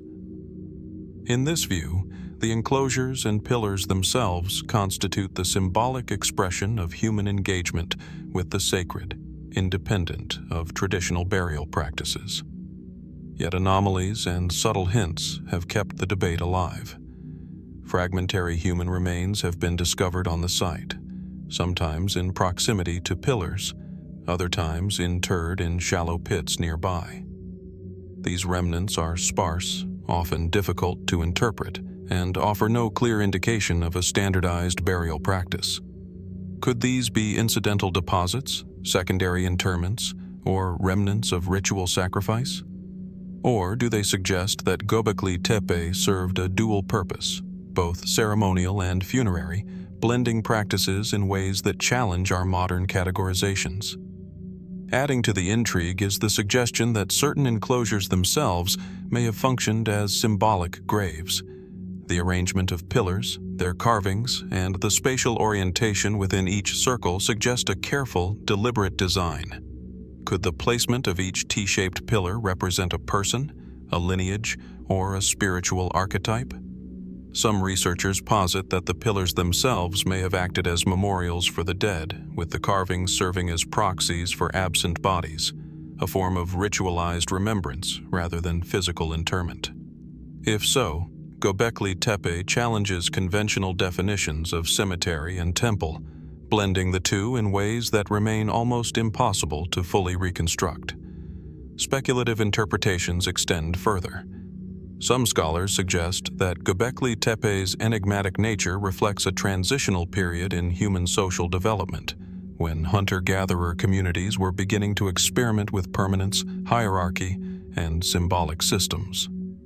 The absence of systematic burials within the enclosures may indicate a worldview in which death and ritual were expressed symbolically rather than physically, a perspective profoundly different from the burial practices of later societies.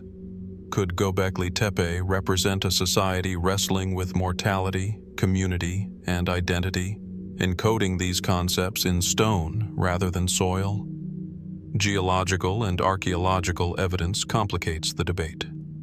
Layers of sediment and intentional backfilling suggest that the enclosures were deliberately buried at some point, possibly to preserve them, to ritually retire the site, or to conceal its symbolic power. This deliberate burial raises further questions.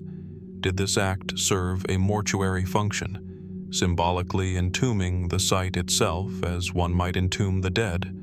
Or was it a form of ritual closure, a ceremonial act independent of human burial? The carvings on the pillars offer additional context but also deepen the mystery. Animals, abstract symbols, and occasional humanoid figures appear repeatedly, yet their meaning remains uncertain. Some suggest these images may relate to cosmology, myth, or spiritual guidance, while others propose that they encode social, environmental, or even calendrical knowledge. Could these carvings represent the living in relation to the dead, or a conceptual framework for understanding mortality without physical interment? Standing amidst the circles of Göbekli Tepe today, one is struck by the paradox of permanence and impermanence. The stone pillars have endured for nearly 12 millennia, yet what they represent, whether burial, ritual, or both, remains tantalizingly out of reach. Their monumental presence contrasts with the absence of human remains in expected contexts, inviting reflection on the intentions, beliefs, and practices of a society at the very threshold of complex civilization. And so, the the Göbekli Tepe burial debate endures, a quiet enigma amid carved stone and ancient soil. Were human interments ever part of the site's function, or was the ritual entirely symbolic, a meditation on mortality expressed through stone rather than flesh? What social, spiritual, or philosophical frameworks might have guided the builders, whose knowledge and purpose have left only cryptic traces? In the shadow of the T-shaped pillars, the mystery remains, a reminder that even the earliest monumental constructions are capable of challenging our assumptions, inviting wonder, and compelling us to question what we think we know about humanity's distant past. As the camera drifts across the gentle, rolling fields of western Ukraine, a quiet stillness seems to settle over the landscape. Somewhere near the banks of the Zbruch River, partially buried beneath layers of soil and history, stands a figure that has puzzled scholars, archaeologists, and folklorists for nearly 2 centuries. The Zbruch Idol, a stone sculpture weathered by centuries of wind and water, rises just over 2 meters high, its intricate carvings hinting at rituals, beliefs, and a worldview that remains tantalizingly out of reach. Even today, in a world inundated with information, its purpose and origin continue to provoke more questions than answers.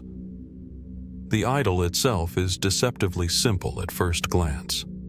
Carved from limestone in the 9th century, it presents a 4-sided figure, each face distinct, yet part of a cohesive whole. The topmost portion features a human-like head, complete with deep-set eyes and a stern, almost solemn expression. Below it, each of the 3 tiers reveals additional figures, carved in a style both geometric and expressive, their hands clasped or resting upon the shoulders of others.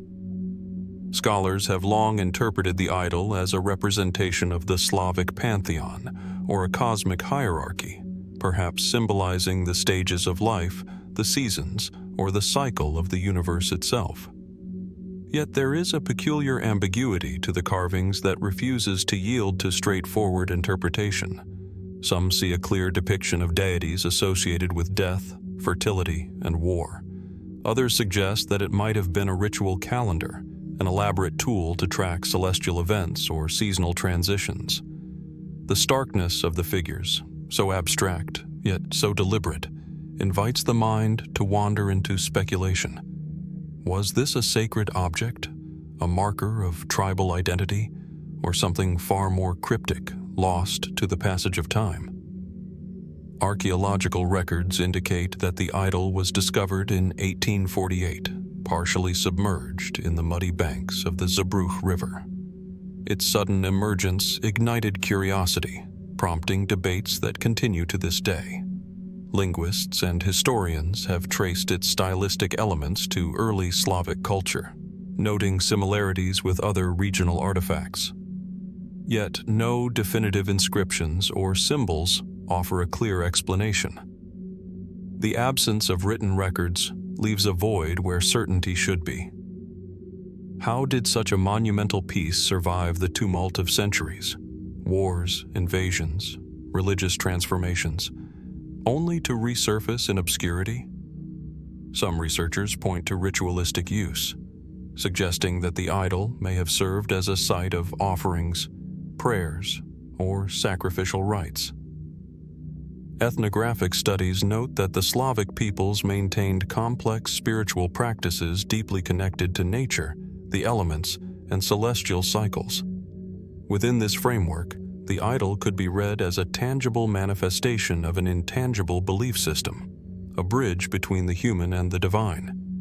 Yet this perspective, while plausible, raises further questions. Why construct such a layered, enigmatic figure? Why leave it in a riverbed rather than a more prominent sacred site? As attention shifts from the conventional to the speculative, more mysterious interpretations emerge. Some theorists propose that the idol represents a kind of proto-shamanistic cosmology, its tiers corresponding to realms of existence or planes of consciousness, hinting at a metaphysical knowledge that may have been lost in the centuries that followed. Others suggest that the idol's precise alignment and positioning near the river could imply a link to astronomical observations, water-based rituals, or even a calendrical system more sophisticated than we can currently comprehend.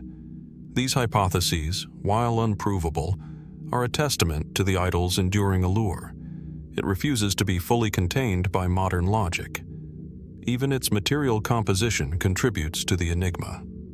Limestone, while common, weathers quickly under natural elements. Yet the idol's intricate carvings remain remarkably preserved. Some suggest that the river itself, perhaps revered as sacred, acted as a protective agent, its waters preserving the idol's form until its discovery centuries later. Others whisper of unknown techniques or lost technologies, hinting at skills that may have vanished alongside the culture that created them. Standing before an image of the Zbruch Idol, one is struck not only by its artistry, but by its deliberate ambiguity. Every line, every tear, every face seems to ask the same question: what truths were meant to be conveyed, and why have they remained just beyond our grasp? As scholars continue to debate and visitors gaze in quiet awe, the idol endures as a silent witness to the lives, beliefs, and mysteries of the people who carved it. Perhaps this is its true power, not in what it tells us definitively, but in how it draws us into the unknown. Who were the creators of this stone sentinel? What did they intend for it to convey, and what have we lost along the way? The Zbruch Idol persists in the river of time, a sentinel of secrets, challenging each generation to look closer, to wonder, and to imagine what might still lie hidden beneath the currents of history.